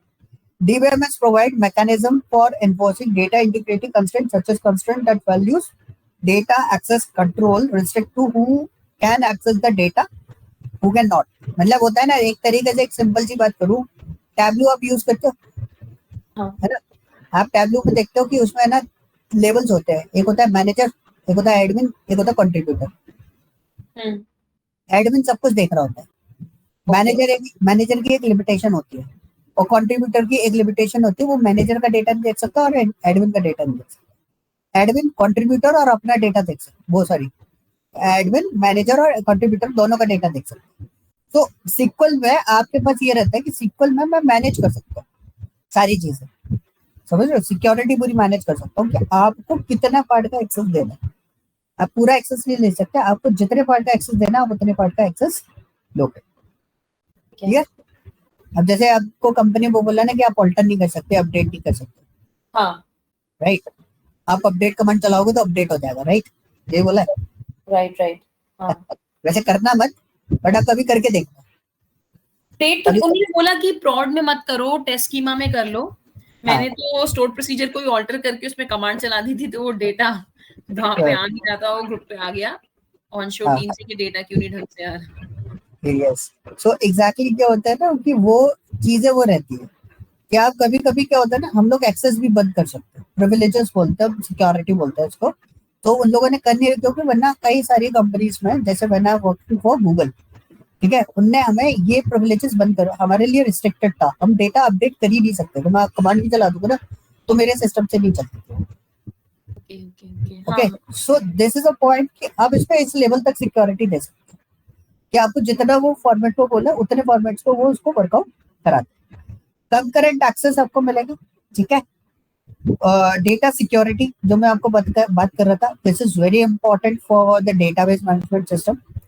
Backup and recovery, it's very durable as compare to traditional file system, बहुत ड्यूरेबल होता है, अभी हमने डिस्कस कर चुके हैं already. Data sharing, this is very important, ये सबसे बड़ा इशू है। हाँ मतलब अब तो नहीं है, ट्रेडिशनल फाइल सिस्टम में तो बहुत इशू था, मतलब अगर मुझे फाइल भेजनी है तो कहाँ भेजूंगा मैं? ओके, एक्सेल फाइल भेजूंगा तो कहाँ भेजूंगा? मेल पे, और मेल पे 25 MB से ज्यादा डेटा नहीं जाता, सबसे बड़ा right? प्रॉब्लम। हाँ, सबसे बड़ा प्रॉब्लम ये था। फिर एक्सेल एलबी फाइल जो रहती है जिसमें फाइल्स की जो लिमिट होती है वो कम से कम 200-250-300 MB तक चली जाती है। जब हम जैसे कभी आपको मौका मिले, जो इंडिया एशिया पैसिफिक रीजन के जो डेटा मैनेज होते हैं ना पूरे वर्ल्ड वाइड, जैसे हम तो कॉन्टिनेंट वाइज डेटा मैनेज करते थे लास्ट कंपनी में, ठीक है। तो मेरे पास जैसे एशिया पैसिफिक का आता था, अब मैं उस फाइल को कहाँ शेयर नहीं कर सकता, मैं उसको शेयर नहीं कर सकता मेल पे, एक्सेल में डेटा आ रहा है वो, ठीक है। तो अब उस फाइल को अगर मैं उस पर शेयर नहीं कर पाता, किस पे क्या बोलते हैं उसको, मेल पे, तो मुझे उसको क्या यूज करना है, मुझे वन ड्राइव यूज करनी पड़ेगी या गूगल ड्राइव यूज करनी पड़ेगी, वहीं पर मैं उसको शेयर कर सकता हूँ और कहीं शेयर नहीं कर सकता। तो ये प्रॉब्लम थी। लेकिन डीबीएमएस में क्या है, I just give you a simple ID and password, server login मैं आपको दे दूंगा विद रिस्ट्रिक्शन, आप उसे कहीं से भी किसी भी एंगल पर किसी भी लोकेशन से आप एक्सेस कर सकते हो, ठीक है। और सबसे अच्छी बात क्या होती है, ये प्लेटफॉर्म इंडिपेंडेंट होता है, मतलब आप किसी भी इन्वायरमेंट पर काम कर रहे हो, अभी मैं विंडोज पे हूँ, आप मैक पे भी हो, तब भी आप इसको एक्सेस कर लो, ओके। ये बेनिफिट्स आपको इसके अंदर मिल जाते हैं।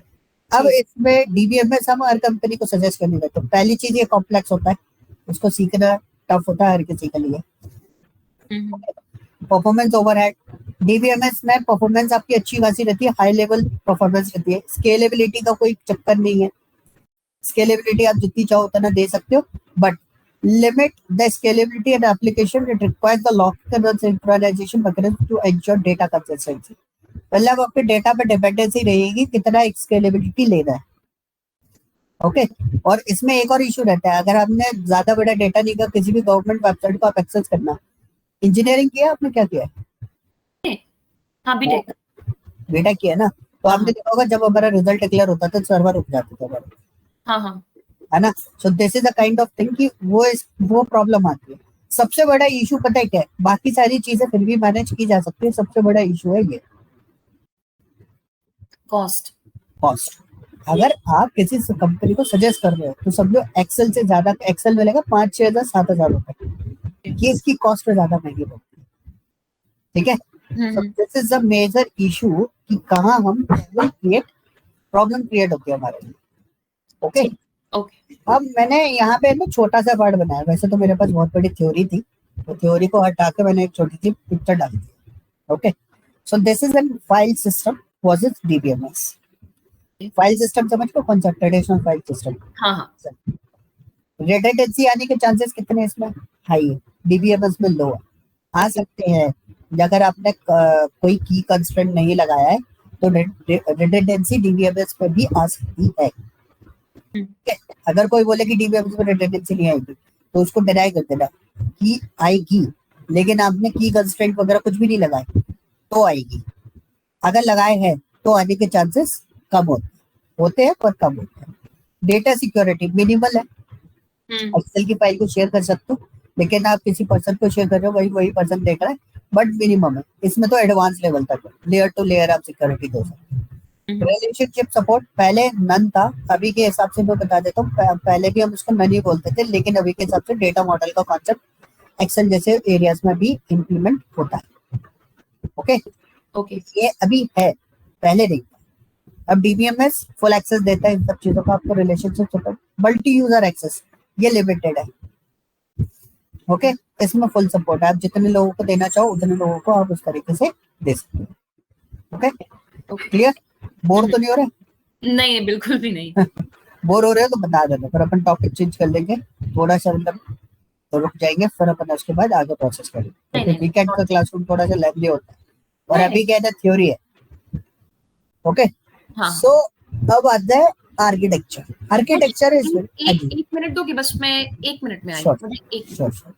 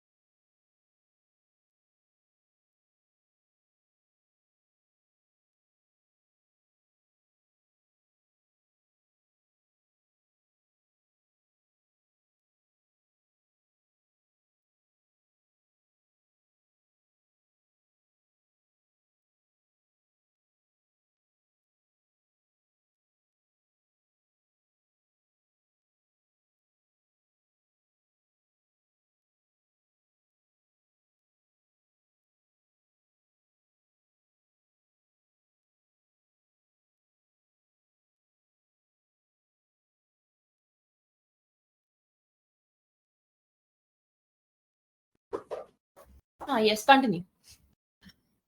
Okay, so we are going to discuss about the DBMS architecture.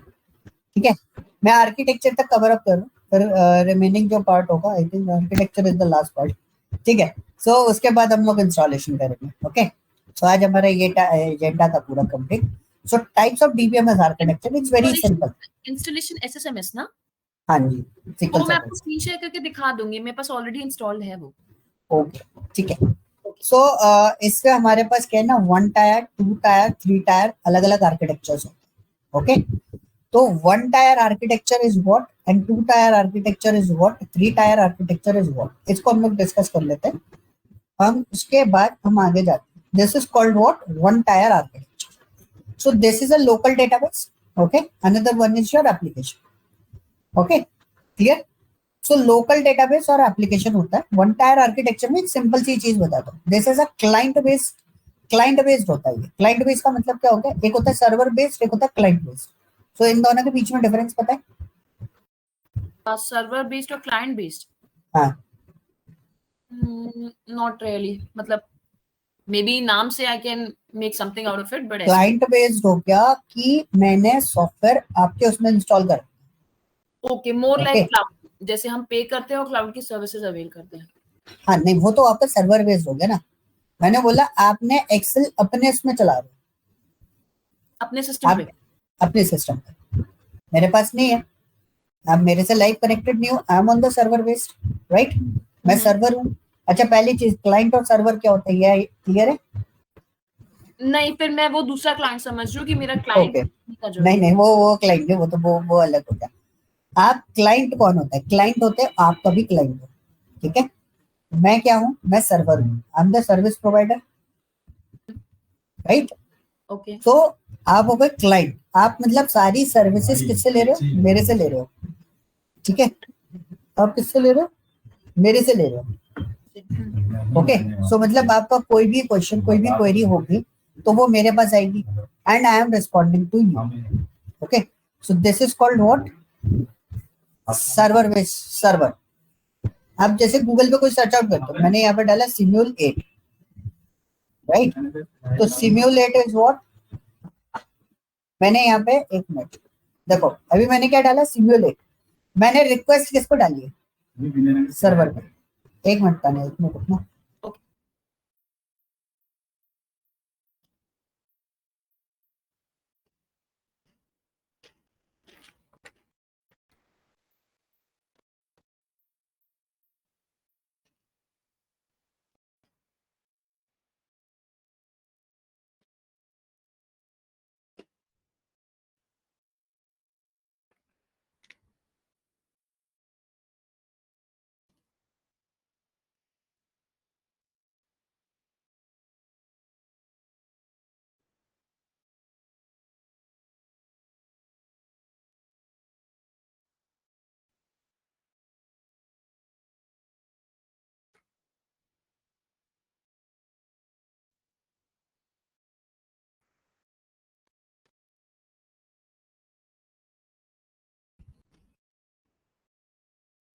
Yes Annie. So what is the meaning of सिम्यू? मतलब मैं क्या कर रहा हूँ, मैंने अभी जो रिक्वेस्ट डालूंगा, मैंने किसको डाली सिम्युलेट की रिक्वेस्ट? सर्वर को डाली। अगर सर्वर पे वो चीज अवेलेबल होगी तो सर्वर मेरे को क्या करेगा? रिप्लाई कर देगा। तो मेरे पास यहाँ पे डेटा आ गया, मैं इसको क्लिक करूंगा तो मैं इसको एक्सेस कर सकता हूँ। तो अभी इसके according who is the client? I am the client, क्योंकि मैं एक्सेस ले रहा हूँ, ओके, है ना? गूगल जिस पे मैं सर्च आउट कर रहा हूँ, दैट इज माय सर्वर। जो प्रोवाइड कर रहा है वो सर्वर और जो सर्विसेज अवेल कर रहा है वो क्लाइंट। करेक्ट। सो क्लियर हुआ? That is called what? Client and server. आप किसी रेस्टोरेंट में जाते हो तो you are the client, and जो आपको उन डिशेस को बना के दे रहा है, जो रेस्टोरेंट आपको सर्विस प्रोवाइड कर रहा है, that is called what? Server, right? Because आप जो रिक्वेस्ट कर रहे हो वो सर्वर आपको प्रोवाइड कर रहा है। क्लियर? तो server is what? It's a service provider, and the client is what? जो उस सर्विसेज को एक्सेस करता है। क्लियर हुआ? Okay, okay, okay. अब मैंने क्या बोला? Client based software. Client based software कभी भी ऑनलाइन नहीं होते, उनको किसी भी टाइप के इंटरनेट कनेक्शन की जरूरत नहीं होती, ठीक है? आप उसको client client based based server कभी भी ऑनलाइन नहीं होते, मतलब software client based service. Software. तो एग्जांपल क्या हुआ क्लाइंट बेस्ड सॉफ्टवेयर का? कोई भी लाइक फॉर एग्जांपल, तो जैसे मैं, हाँ, मैं जैसे पावर बीआई मैंने ऑन करा सिस्टम में, ठीक है? So this power BI is what? Client based. हम लोग ऑफिस में ऐसा पावर बीआई नहीं देखते, ये ऑनलाइन कनेक्टेड होता है। ये सारा सारा जो आपको दिख रहा है ना, ये सारा फॉर्मेट जो है हमें ऑनलाइन दिखाई देता है, ओके? सर्वर पे। Clear? So this is called what? Client based software. अगर मैं यहाँ पे कुछ भी चीज बनाता हूँ, वो आपको कभी भी कहीं भी किसी भी एंगल पे लाइव नहीं दिखेगी, राइट, ये तो लोकल ओके? में। लोकल में। सो जो सॉफ्टवेयर लोकल में डाउनलोड होते हैं ना, उनको हम बोलते हैं क्या? Client based software, okay? अब जैसे अभी आप जितने भी डीबीएमएस पढ़ोगे वो सारे सर्वर बेस्ड, मैं आपको जितने भी डीबीएमएस करते हैं, हम कनेक्ट करते हैं, तभी वो चलता है। तभी वो चलेंगे, नहीं तो हम डीबीएमएस कनेक्ट करके उसको नहीं चला सकते। ठीक है, सो this is N single tyre. Single tyre में क्या क्या चीजें रहती हैं? लेकिन एक चीज बताइए, जैसे प्रॉड में बोलते हैं कि वो लाइव में है, ठीक है, वो बोलते हैं टेस्ट में तुम्हें जो करना है करो, मुझे कोई इश्यू नहीं है, लेकिन टेस्ट भी तो आपका कनेक्टेड सर्वर से ही होगा, बिल्कुल। लेकिन फिर उस केस में कुछ भी चेंजेस है वो पब्लिश क्यों नहीं होते और प्रॉड में हो जाता है सीधा? दो टाइप के सर्वर हम डिजाइन करते हैं, एक लोकल, एक प्रोडक्शन। जैसे हमारे पास लोकल पे कंपनीज में हम जब भी काम करते हैं तो हम लोग क्या करते हैं, प्रोडक्शन का डेटा सिम्युल कर देते हैं। सिम्युल का मतलब हो गया सिंक कर देते हैं टेस्ट पे। ठीक है, आप डेली बेसिस पे आपका डेटा टेस्ट पे आ रहा है, आपको कुछ रिक्वायरमेंट आई, आपने रिक्वायरमेंट चला के देखी, टेस्ट पे रिक्वायरमेंट रन कर रही है, देन उसके बाद वो प्रोडक्शन पर रन होती है। सीधा प्रोडक्शन पे नहीं जाते ना अपन, है ना। तो एक हो गया आपका लाइव, एक हो गया आपका टेस्ट। मतलब आप पहले पूरा डेटा, पूरा जो कैलकुलेशन मॉडल है, जो भी आप रिक्वायरमेंट कंप्लीट करने के लिए जो क्वेरी लिख रहे हो, वो आप पूरे तरीके से टेस्ट कर लेते हो। वो लाइव सर्वर पे गड़बड़ नहीं होना चाहिए। समझ में आया? मतलब अभी आप देखो, मेरे को इसको पढ़ाना था, मैं बिना पीडीएफ पे भी पढ़ा देता आपको ये सारी चीजें, बट मैंने पीडीएफ बनाने के पीछे रीजन क्या था? रीजन सिर्फ इतना सा था कि मेरे पास डॉट पॉइंट्स होने चाहिए, मुझे देखेंगे तो मैं इजीली सिक्वेंशियली उसको एक्सप्लेन करता हुआ चला गया। ओके, तो अगर मैं लाइव पे लेके आया तो मैंने उसको पहले टेस्ट कर लिया था कि अगर मैं डायरेक्टली पढ़ा रहा हूँ तो कैसे पढ़ा रहा हूँ, और मैं इस तरीके से पढ़ा रहा हूँ तो किस तरीके से एक भी पॉइंट मिस नहीं हो रहा है। सो this is a kind of thing. Okay, होता है ना, गाड़ी सीखने जाते हो तो पहले आपको खाली ग्राउंड पे सिखाते हैं, लाइव प्रोडक्शन लाइन पर नहीं डालते ना, सीधे सड़क पे ले गए, उस बाद में लेके जाते हैं, तब उसको कॉन्फिडेंस आ जाता है कि हाँ आप उस चीज को हैंडल कर पा रहे हो, तब आप मेन रोड पे जाते हो गाड़ी लेके। Okay, so this is a point कि आप, वो होता है आपका प्रोडक्शन लाइन, मेन रोड जो है, बट जो आपको ब्लैक ग्राउंड दिया जाता है गाड़ी सीखने के लिए, that is called what? Test line. Okay, तो ये फॉर्मेट होता है वहां पर, लेकिन दोनों सर्वर पे रहता है, ऐसा नहीं होता। अभी भी हम जितना काम करेंगे वो सर्वर बेस पे करेंगे, and we are using local host. हम अपने सिस्टम का ही सर्वर बना रहे हैं। ओके, आप अपने सिस्टम को ही सर्वर बना रहे हो? हाँ, हम अपने सिस्टम को ही सर्वर बना के काम करेंगे, क्योंकि हम लाइव तो परचेस कर नहीं रहे। लाइव परचेस करोगे तो आपको लाइसेंस परचेस करना पड़ेगा इसका। उस केस में हम क्लाइंट हो जाएंगे और वो सर्वर हो जाएगा जहां से परचेस कर रहे हैं। हाँ जी। अब उसमें क्या होगा, जैसे आप सर्वर बनाओगे तो वो सर्वर पे आपके डेटाबेस आएंगे, राइट, और उस पर जो भी क्वेरी लिखोगे बनाने की और डिलीट करने की, वो सारी सर्वर पे ही चल रही होंगी, बट वो सर्वर कैसा होगा? Local host server. ठीक है, clear? Advantage of first tier, one tier architecture. पहली चीज है, सिंपल होते हैं, कॉस्ट इफेक्टिव होते हैं, इजी टू इम्प्लीमेंट होते हैं। मतलब आप देखो, आपको क्या करना है, मेरे को एक्सेल यूज करना है, मैंने डाउनलोड किया, मैं एक्सेस करके उसको बहुत इजीली वर्कआउट कर सकता हूँ। ठीक है, और कॉस्ट बहुत कम होती है, क्योंकि इसमें सर्वर कॉस्ट नहीं आती ना, सिर्फ आपको सॉफ्टवेयर कॉस्ट आती है, तो हमें सर्वर कॉस्ट इसमें पे नहीं करनी होती। तो सर्वर, आपको पता है, सर्वर परमानेंट नहीं खरीदा जाता, सर्वर रेंटल होते हैं। ओके, इसमें कॉस्ट पे नहीं करनी पड़ती? कॉस्ट तो आपको पे करनी पड़ेगी, लेकिन इतनी ज्यादा कॉस्ट नहीं पे करनी पड़ेगी। किसमें? क्लाइंट बेस में, वन टायर में। अच्छा, क्लाइंट बेस्ड वन टायर मतलब हमारा अपना सिस्टम। अपना सिस्टम, आप क्या करोगे, एक्सेल डाउनलोड करोगे और यूज कर लोगे। ओके, समझी। ओके, ठीक। सो this is called what? One tier system. One tyre का क्या है? लिमिटेड यूजर, सिंगल यूजर रहेगा, पुअर सिक्योरिटी रहेगी, सेंट्रलाइज नहीं है, शेयरिंग पर प्रॉब्लम रहेगी, रहती है। शेयरिंग में प्रॉब्लम? देखो, एक्सेल आप यूज कर रहे हो, एक्सेल आप ही के पास है, ठीक है। सिक्योरिटी पुअर है। सिक्योरिटी पुअर क्या है? अभी आप सिस्टम यूज कर रहे हो, आपका सिस्टम अगर लॉक नहीं है तो मैं भी एक्सेस कर सकता हूँ उसको, या कोई भी, anyone can access your system, right. वो डिलीट भी कर सकता है आपकी फाइल। दूसरा चीज, सेंट्रलाइज नहीं है, मतलब अगर मेरे सिस्टम में पड़ी है तो आप उठा नहीं सकते उसको, जब तक मैं उसको सेंट्रलाइज सिस्टम पे नहीं लेके जाता, मतलब वन ड्राइव या गूगल ड्राइव पे नहीं डालता, तब तक आप उसे पिकअप नहीं कर सकते। Okay, third one, hard to share. आप मेल पे शेयर करो या कहीं और शेयर करो तो आपको प्रॉब्लम आएगी। ठीक है, तो आपको उसको शेयरिंग के लिए एक पर्टिकुलर लोकेशन या थर्ड पार्टी लोकेशंस के यूजेस करने पड़ते हैं, वो डायरेक्टली शेयरिंग पे नहीं जाता। Is this clear? Point clear होगा? वन टायर आर्किटेक्चर में क्या क्या इश्यूज हमको फेस करने पड़ते हैं, दीज आर द इश्यूज जो हमें फेस करने पड़ेंगे। तो वन टायर आर्किटेक्चर है, वो हाँ। वन टायर आर्किटेक्चर आपका मतलब Excel। क्लाइंट बेस्ड भी हो सकता है और सर्वर, अच्छा नहीं, क्लाइंट बेस्ड ही रहेगा। जो एप्लीकेशन डाउनलोड करके यूज करते हैं हम, और जो एप्लीकेशन सिर्फ और सिर्फ हमारे सिस्टम में रन करती है, उनको हम क्या बोलते हैं? वन टायर आर्किटेक्चर में कंसिडर करते हैं। ओके, मतलब आपका खुद का घर, आप अपने घर पे खुद हो, आपके पास क्या है, आप अपने घर की सिक्योरिटी खुद करते हो, तो ये क्या हुआ? क्लाइंट बेस्ड हुआ। ओके, ये सिंगल टायर हुआ। ठीक। What is two tier architecture? Two tier architecture में आपका जितना डेटा होगा वो आपके सिस्टम में नहीं होगा, वो कहाँ होगा? सर्वर पे होगा। क्लियर होगा? जितना मेरा डेटा होगा सर्वर पे होगा, जैसे सर्वर पे होगा, यस। अब इसमें क्या होता है, टू टायर आर्किटेक्चर में इन्होंने क्या करा, इन्होंने एक सर्वर अटैच कर दिया कि आपका जितना डेटाबेस सिस्टम होंगे, डीबीएमएस, जो भी आप डीबीएमएस पर वर्कआउट कर रहे हो, जो भी एक सिंपल वर्ड बोलूं, आपका जो भी डेटाबेस होगा वो क्या होगा? सर्वर पे रहेगा। ठीक है। अब आपको अगर उस डेटा को एक्सेस करना है तो आपको क्या करना पड़ेगा? नेटवर्क कनेक्शन के थ्रू उसको रिक्वेस्ट सेंड करनी पड़ेगी।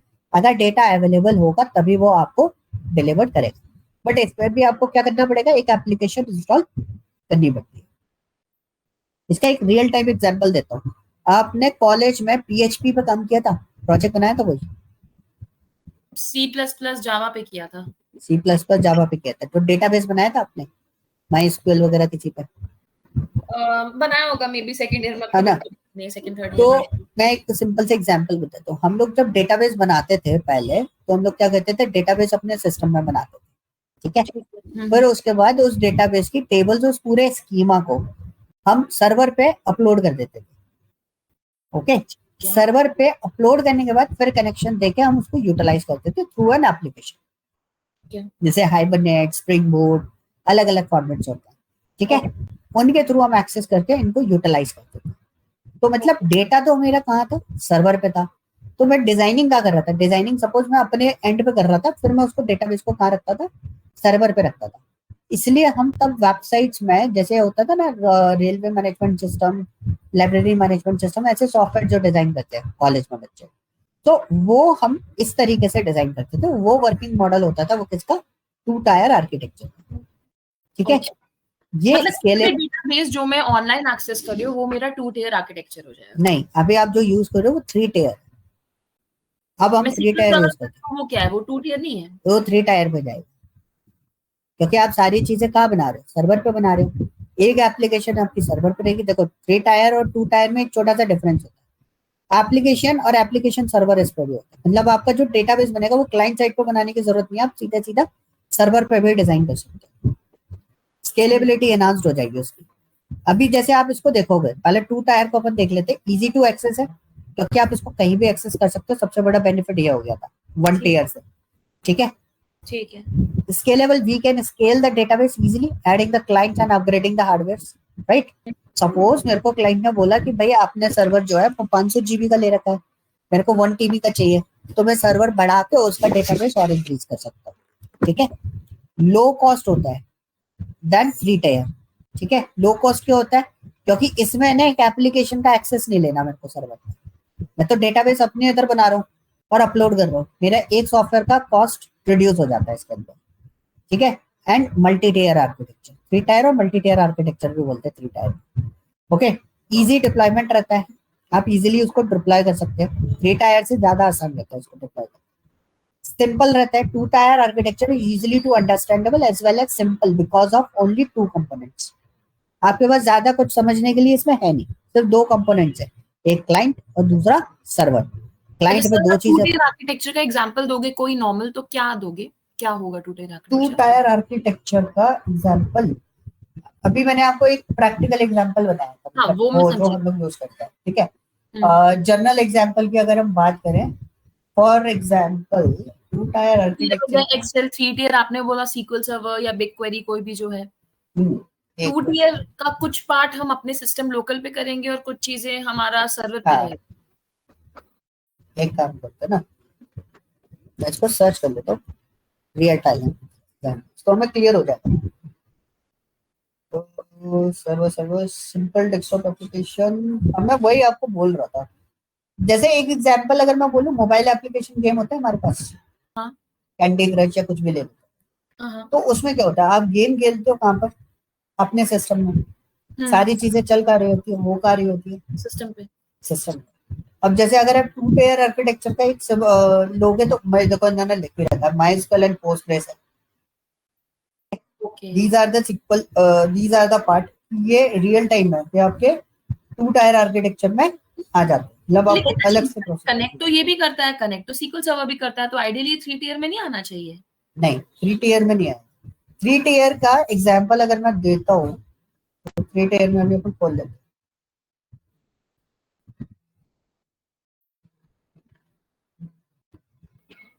और तो रियल टाइम एग्जाम्पल,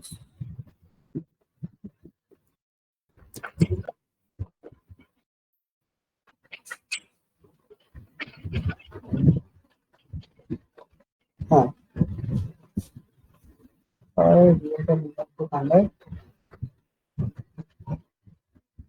ये एक तरीके से, हाँ।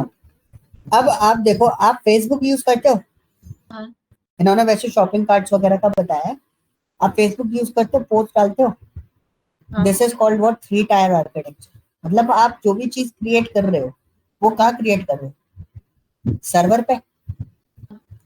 आप पोस्ट कहाँ क्रिएट कर रहे हो, सर्वर पे, right. So these type of areas is called what, 3 tyre. अब जैसे अमेजोन से अगर मैंने कोई प्रोडक्ट बुकिंग करी है, तो उसका जो कार्ट होता है ना, that cart is working on 3 tyre form. आप जो भी चीज, आपने प्रोडक्ट देखा, हाँ ठीक है, प्रोडक्ट पे एड ऑन किया, उसको ऐड टू कार्ट किया, ऐड टू कार्ट किया, तो वो डेटाबेस में कहाँ अपडेट हुआ, लाइवली अपडेट हुआ ना, रियल टाइम पे। उससे पहले वो आपकी कार्ट में था, नहीं है ना।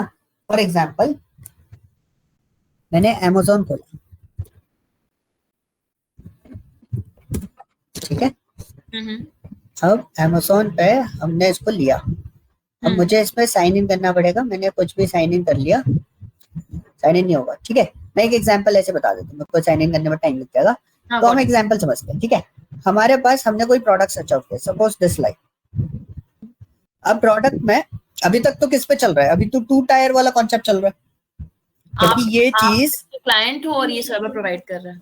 हाँ, सर्वर प्रोवाइड कर रहा है, सारी चीजें सर्वर दे रहा है आपको, ठीक है। अभी 3 टायर पे नहीं गए, ये सारा किस पे चल रहा है, 2 टायर पे चल रहा है। अब लेकिन 3 टायर का इम्प्लीमेंटेशन किससे होगा, कि जब आप इसको ऐड टू कार्ट करोगे, अभी देखोगे तो अभी आपने देखा कि अभी तो आपके कार्ट में कुछ भी नहीं है ना, ब्लैंक है ना, मतलब आपका डेटाबेस तो क्रिएट हुआ, लेकिन आपके डेटाबेस में कोई एंट्री है नहीं नहीं। तो अब जब आप एंट्री कर रहे हो, तो वो कहाँ हो रही है, सर्वर पे हो रही है। सर्वर पे भी एक एप्लीकेशन रन कर रही है, वो आपको एंट्री करके दे रही है। तो जब आप इसे चेक, इसमें ऐड टू कार्ट करने से लेके आप इसको एंड तक लेके जाते हो, कहां तक, प्रोसीड टू बाय तक, तब तक उसका जो भी प्रोसेस हो रहा होता है, that is called what, 3 tier architecture, real time. तो जब तक मैं एज अ क्लाइंट कुछ प्रोडक्ट सर्च कर रही थी, तब तो मैं 2 टियर आर्किटेक्चर थी, हाँ, क्योंकि वो चीजें ऑलरेडी अपलोडेड थी।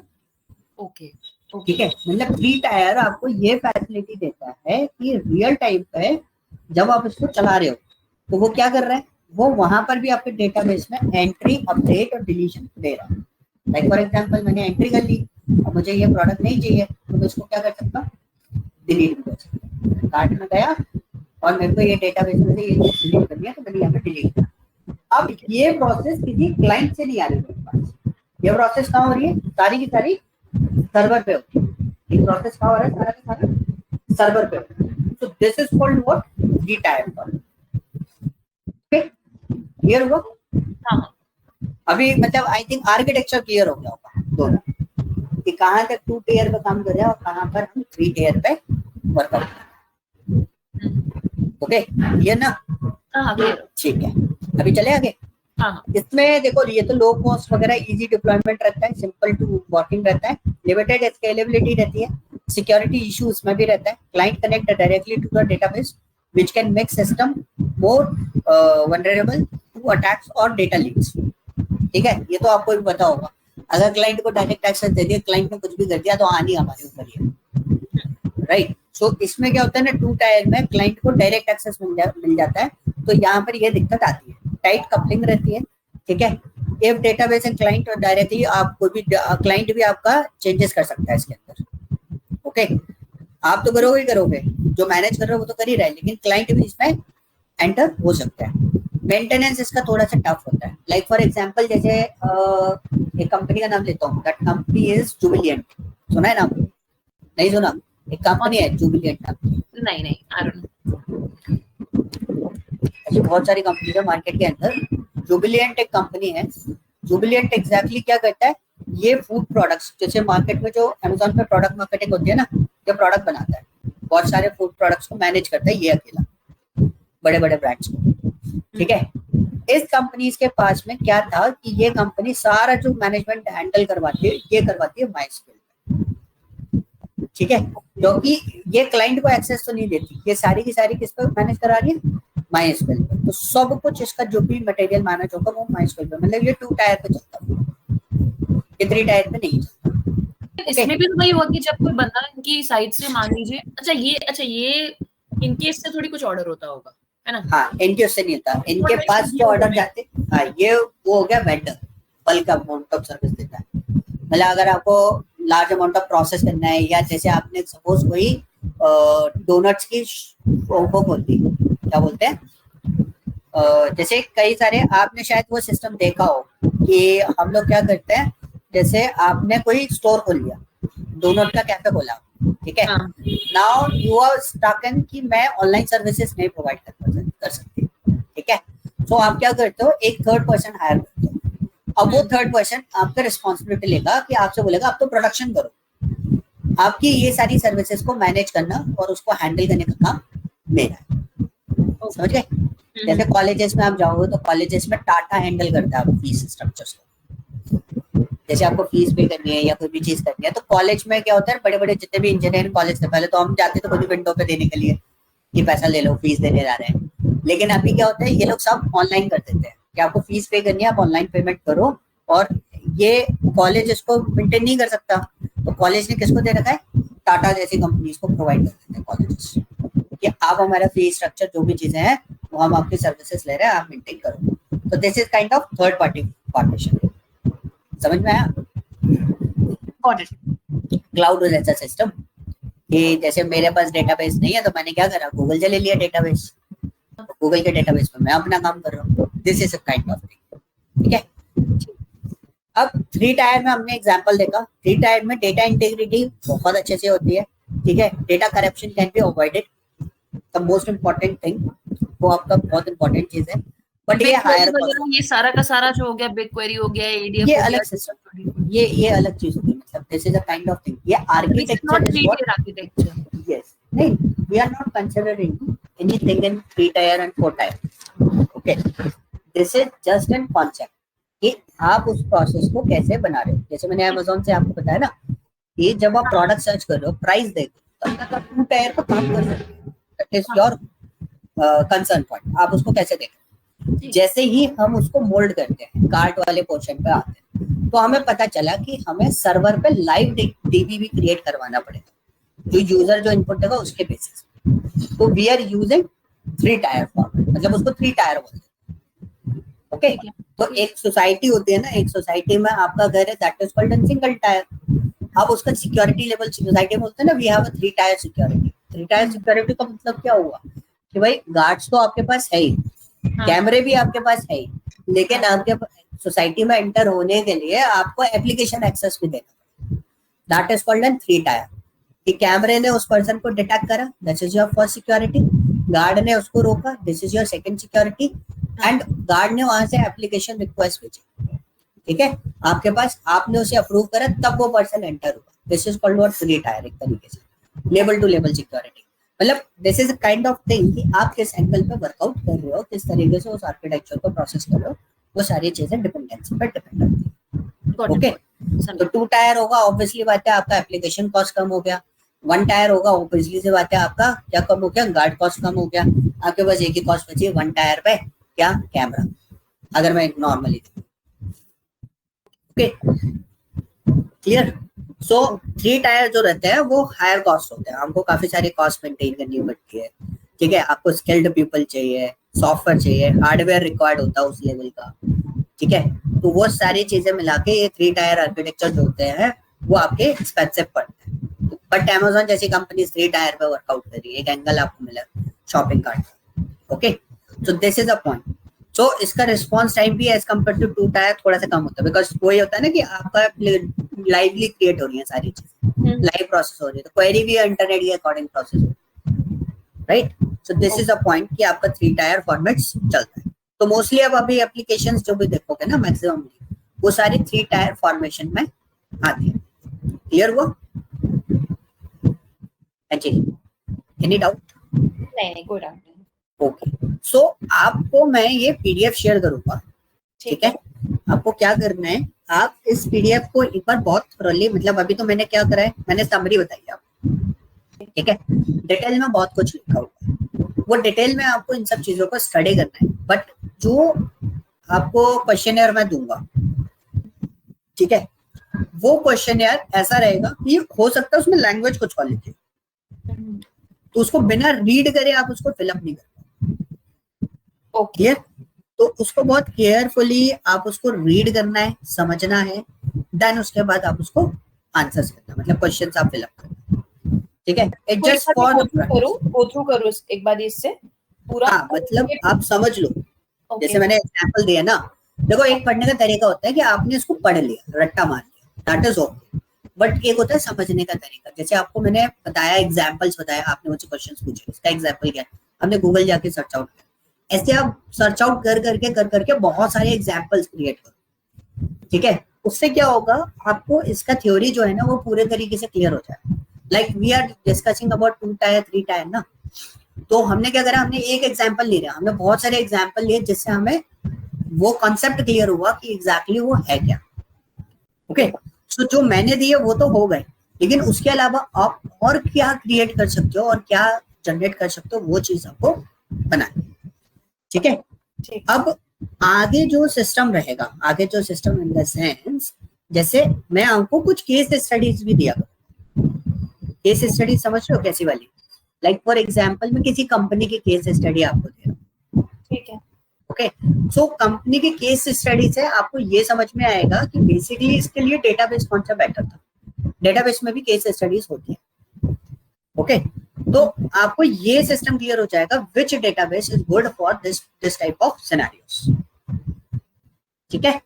तो उसको आपको ये जो बेस पार्ट होता है ना कि कैसे हमें किसी कंपनी या किसी क्लाइंट को सजेस्ट करना है which is a good database for us, तो वो आप सजेस्ट कर सकते हो। पर आपको समझ डेटा कॉम्प्लेक्सिटी भी समझ में आएगी, क्योंकि आप जैसे अभी आप काम कर रहे हो, आपके पास एक लार्ज अमाउंट ऑफ डेटा, बड़ी बड़ी क्वेरीज आपको मैनेजर ने दे रखी है, राइट? सो आपको उसको भी समझना है कि आपकी क्वेरी सेक्शंस क्या क्या हो सकते हैं, कैसे कैसे क्वेरीज आ सकती है, कितनी कॉम्प्लेक्सिटी इसमें जनरेट की जा सकती है, और कॉम्प्लेक्सिटी कैसे रिड्यूस की जा सकती है। क्योंकि क्या होता है ना, जैसे आप क्वेरी बना रहे हो, मैं एक सिंपल एग्जांपल देता हूँ, आपने क्वेरी बनाई, ठीक है? आप सपोज उस क्वेरी को 50 लोगों ने डिजाइन कर रखा है, क्लियर? अब हो सकता है उसमें से तान्या ने जो क्वेरी बनाई है वो क्वेरी ज्यादा ऑप्टिमाइज है, आपने किसी और तरीके से उस प्रॉब्लम को सॉर्ट आउट कर रखा है, राइट? सो केस स्टडीज आपको यहाँ पे हेल्प आउट करती है, समझ में आया? How can we decide which query is best, और कैसे हम उस क्वेरी का ऑप्टिमाइजेशन और कर सकते हैं। हम ऐसे केस स्टडीज से ढूंढते हैं, देखो आंसर निकालना इट्स ओके, क्वेरी बना दी, but why this query is good, why we need to proceed with this query, तो उसके आंसर होना बहुत जरूरी है हमें, हमारे पास, ओके? क्लियर? ठीक है। सो आप अभी एक बार दिखाओ जरा, आपका SQL सर्वर इंस्टॉल्ड है, कुछ मिसिंग तो नहीं है? मैं आपको स्क्रीन शेयर करती हूँ।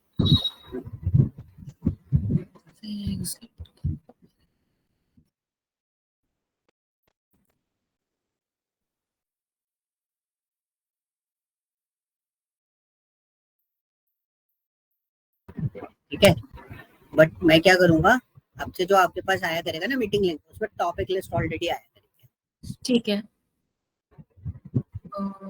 शेयर स्क्रीन का ऑप्शन कहाँ आता है? सेटिंग्स में नीचे आपको माइक है ना, माइक के जस्ट बगल में आपको वो दिख रहा होगा,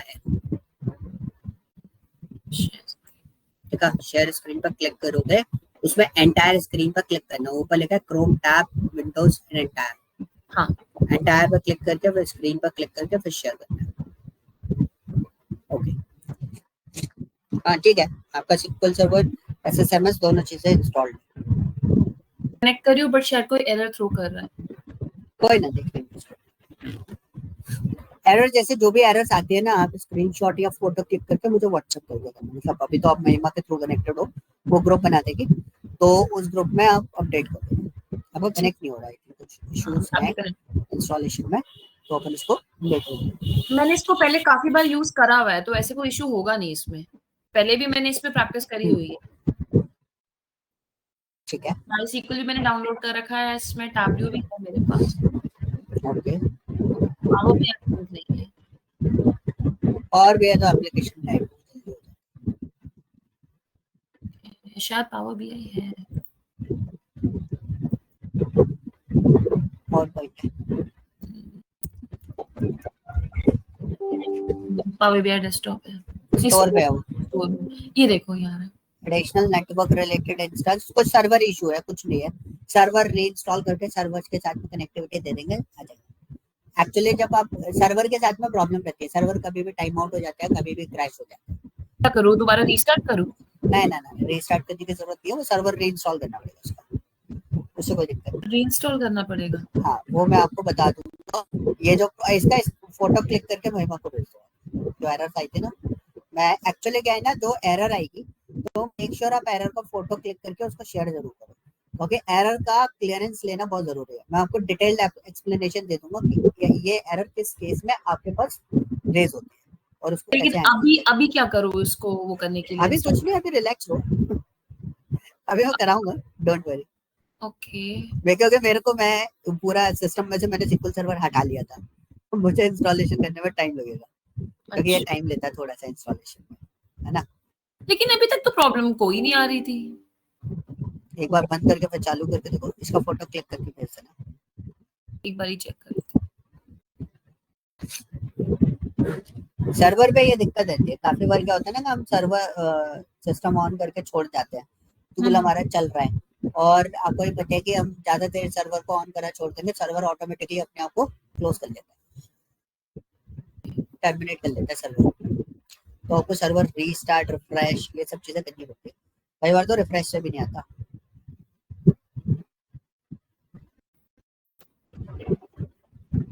इसलिए मैं सिंपल सर्वर नहीं पढ़ाता ऑनलाइन, समझ रहे हो। हाँ, प्रोसेसिंग स्पीड और उसको हैंडल करने का फॉर्मेट रहता है ना, कई बार सर्वर चले जाता है इसका। मोस्टली हर जगह MySQL ही होता है। पहले मैंने कई बार पढ़ा था, तो वहां पे भी वो SQL सर्वर ही कराया था, बिकॉज उनका भी सेम पॉइंट था कि इंडस्ट्री में आपको SQL सर्वर ही मिलेगा। हाँ, तो मैं SQL सर्वर में ना बहुत पेशेंसफुली बैठना पड़ता है। कई बार है ना, ये जल्दी जल्दी क्विकली वर्कआउट करता है, कभी बार ऐसा अटकेगा कि अपने को बहुत घुमा देगा। ठीक है, सो अपन इसको पूरा सिस्टम में आपको बता दूंगा कैसे हम इस एरर को हैंडल कर सकते हैं, किस तरीके से हम उसको प्रोसेस कर सकते हैं। मैं ये रहा, भेज देती हूँ। ठीक है, सो मेक श्योर आप इस तरीके से सारी चीजें हमें शेयर करोगे, ठीक है, तो आपको क्लियर रहेंगी सारी चीजें। ओके, तो फिर आपसे कैसे मैं कनेक्ट करूंगी व्हाट्सएप पे? तो वो बनाएंगे अभी, ये ओके। महिमा एक पूरा कंप्लीट ग्रुप बनाएगी, हम उसी पे कनेक्ट करेंगे। अभी तो जैसे भी चल रहा है, क्योंकि अभी ग्रुप बनाने में वो पूरा सब कुछ जनरेट करता है ना, क्योंकि मेरे पास डिटेल्स आएगी आपकी पहले, उसके बाद आपका ग्रुप बन जाएगा। Okay, so second thing is what, हाँ, कल का टाइमिंग क्या रखना है? 11 बजे। हाँ बताओ, 11 बजे? हाँ, 11। ठीक है, सो 11 बजे अपन टाइमिंग रखेंगे। कल थोड़ा सा टाइम लगेगा अपन को, आज तो खैर हम लोगों का थ्योरी डिस्कशन था, तो थोड़ा सा हमने कंप्लीट किया है, थोड़ी सी क्लियरेंस लिया। कल थोड़ा सा प्रैक्टिकल फॉर्मेट भी रहेगा, ईआर डायग्राम्स को लेके भी मैं बात करूंगा, इन सब चीजों पर, ठीक है। And I give you a suggestion कि आप ऑनलाइन भी स्टडी कर सकते हो, मतलब इन द सेंस कि जैसे मैं टॉपिक लिस्ट आपको दूंगा, ठीक है, तो आप क्या करो, जब भी क्लासरूम रहेगा ना, जो भी सेशन रहेगा, सो वी आर डिस्कसिंग कि हम लोग कुछ चीजें स्टडी करके आते हैं पहले से, वेबसाइट्स, बहुत सारे ट्यूटोरियल वेबसाइट मार्केट में अवेलेबल है। काफी जगहों पर कुछ कुछ एक्स्ट्रा ऑर्डिनरी चीजें भी लिखी होती है, जैसे आप स्टैक ओवरफ्लो पे जाके सर्च आउट करोगे ना, कुछ आंसर्स ऐसे मिलेंगे जो स्टैंडर्ड फॉर्मेट पे वर्कआउट नहीं करते। स्टैंडर्ड फॉर्मेट समझ रहे हो, जो SQL सर्वर के थ्योरेटिकल पार्ट जो रहते हैं ना, जैसे ऑफिशियल डॉक्स रहते हैं माइक्रोसॉफ्ट के, उन पे वो चीज वैलिडेट नहीं होती, वो मना करते हैं, ठीक है। लेकिन काफी सारे डेवलपर्स, जैसे मैं भी काम करता रहता हूँ, काफी सारी ऐसी ट्रिक्स रहती हैं जो हमारे पास ही रहती है, ओके। लाइक उनको हम बोलते हैं ट्रिक्स ही बोलते हैं, टिप्स एंड ट्रिक्स बोलते हैं उनको। तो वो टिप्स एंड ट्रिक्स आपको मिलती है मीडियम, या फिर आपको मिलेगी किसके ऊपर, स्टैक ओवरफ्लो पे। एक बात बताइए, जैसे ये वीकेंड्स पे आप कितने मतलब पर डे कितने आवर्स की क्लास लोगे? जैसे अभी तो स्टार्टिंग है, तो अभी तो हाँ। मैंने, मेरे पास टूल नहीं है, इसलिए मैंने 1.5 घंटे का रखा है, ओके। ठीक है। अगर टूल इंस्टॉलेशन होता है तो मेरा क्लासरूम बहुत आगे चला जाता, ओके। मतलब इन जनरल टूल इंस्टॉल तो एक चीज हो गई, वो तो वन टाइम हो गया, उसके हाँ, मतलब फिर भी वैसे आपका 2 से 2.5 घंटे का क्लासरूम रहेगा, इट्स हाँ, डिपेंड्स क्योंकि ऑन मैं वही यू। सोच रही अगर थी आप, कि 1 आवर का आप लेंगे तो बहुत ही कम है, नहीं कुछ नहीं, कवर 1 हो आवर नहीं में तो पाएगा। कुछ नहीं, इसको प्रोसेस करने में टाइम लगेगा ना, मेरे को टास्क में प्रोसेस कराने पड़ेंगे आपको, 2 क्योंकि मैं आवर आपको 2 लाइव एंड वर्क हाफ। भी दूंगा। हाँ जी, जैसे 1.5-2 घंटे मैंने आपको सेशन दिया, फिर मैं आपको कुछ काम भी दूंगा जो आपको लाइवली परफॉर्म भी करना होता है, ओके। उन्हीं पर्टिकुलर टॉपिक को आपको प्रोसेस भी करना पड़ेगा कि हाँ इस तरीके से हम उसको प्रोसेस करते हैं, ताकि आपको, देखो टूल ट्रेनिंग भी है इसमें, तो टूल चलाने के लिए आपको क्लिक इवेंट्स उसके सीखने पड़ेंगे, आपको याद भी रखना पड़ेगा कौन सी चीज कहाँ पर कैसे मिलती है, क्लियर। ठीक है। तो क्लासेस जो है वो ऑटोमेटिकली इंक्रीज होती चली जाएगी। वैसे हमारे पास जो बफर टाइम होता है ना आपके लिए, वो बफर टाइम रहता है 3 to 3.5 आवर्स का। बाकी डिपेंड्स ऑन यू, कि कई बार ऐसा होता है कि काफी सारी चीजें हो जाती है तो ओवरलोडेड हो जाते हैं, तो स्टॉप करवा लेते हैं काफी लोग। ये हाँ, आई थिंक जिसमें होगा 2 सुबह एंड हाफ आवर्स से ज्यादा तो एक बार में तब तो समझ लूंगी, बट फिर बाद में ये होगा कि समझ नहीं आ रहा। पहले एक्चुअली इसलिए मेरा मन था कि वीकडेज ही रख लूं, बट मुझे अब लगता है, वही लग नहीं रहा था कि वीकडे हो पाएगा। नहीं हो नहीं पाएगा, मैं बोलता हूँ काम बढ़ते आप। जा रहे हैं और मैं ऑफिस का काम करूंगी तो ये पढ़ूंगी कब, वही चीज यस, सो कोई ना, अपन वीकेंड वीकेंड कनेक्ट करेंगे, और कल तो हम 11 o'clock पे कर लेंगे, ठीक है। फिर मैं आपका टाइमिंग फिक्स कर दूंगा वीकेंड में, ठीक है। नेक्स्ट सैटरडे से, कि कितने बजे ही आपकी क्लास होगी, उतने बजे हम कनेक्ट करके। बाकी if you have any work any other things, तो अगर आप उसको चेंजेस, टाइमिंग वगैरह कभी चेंजेस कराने हो वीकेंड में, तो आप मुझे पहले इन्फॉर्म कर देना, मतलब मैं आपको आपका व्हाट्सएप क्या नंबर मिलेगा तो मैं आप ही को डायरेक्टली हाँ, इन्फॉर्म कर दूंगी। ग्रुप पे भी डाल सकते हो हम, जैसे आपका सैटरडे को आप, वो सैटरडे को बैच रहेगा ना सुबह अर्ली मॉर्निंग, तो फ्राइडे को आप इन्फॉर्म कर दो, ठीक है, तो जैसे हम चेंज कर लेंगे।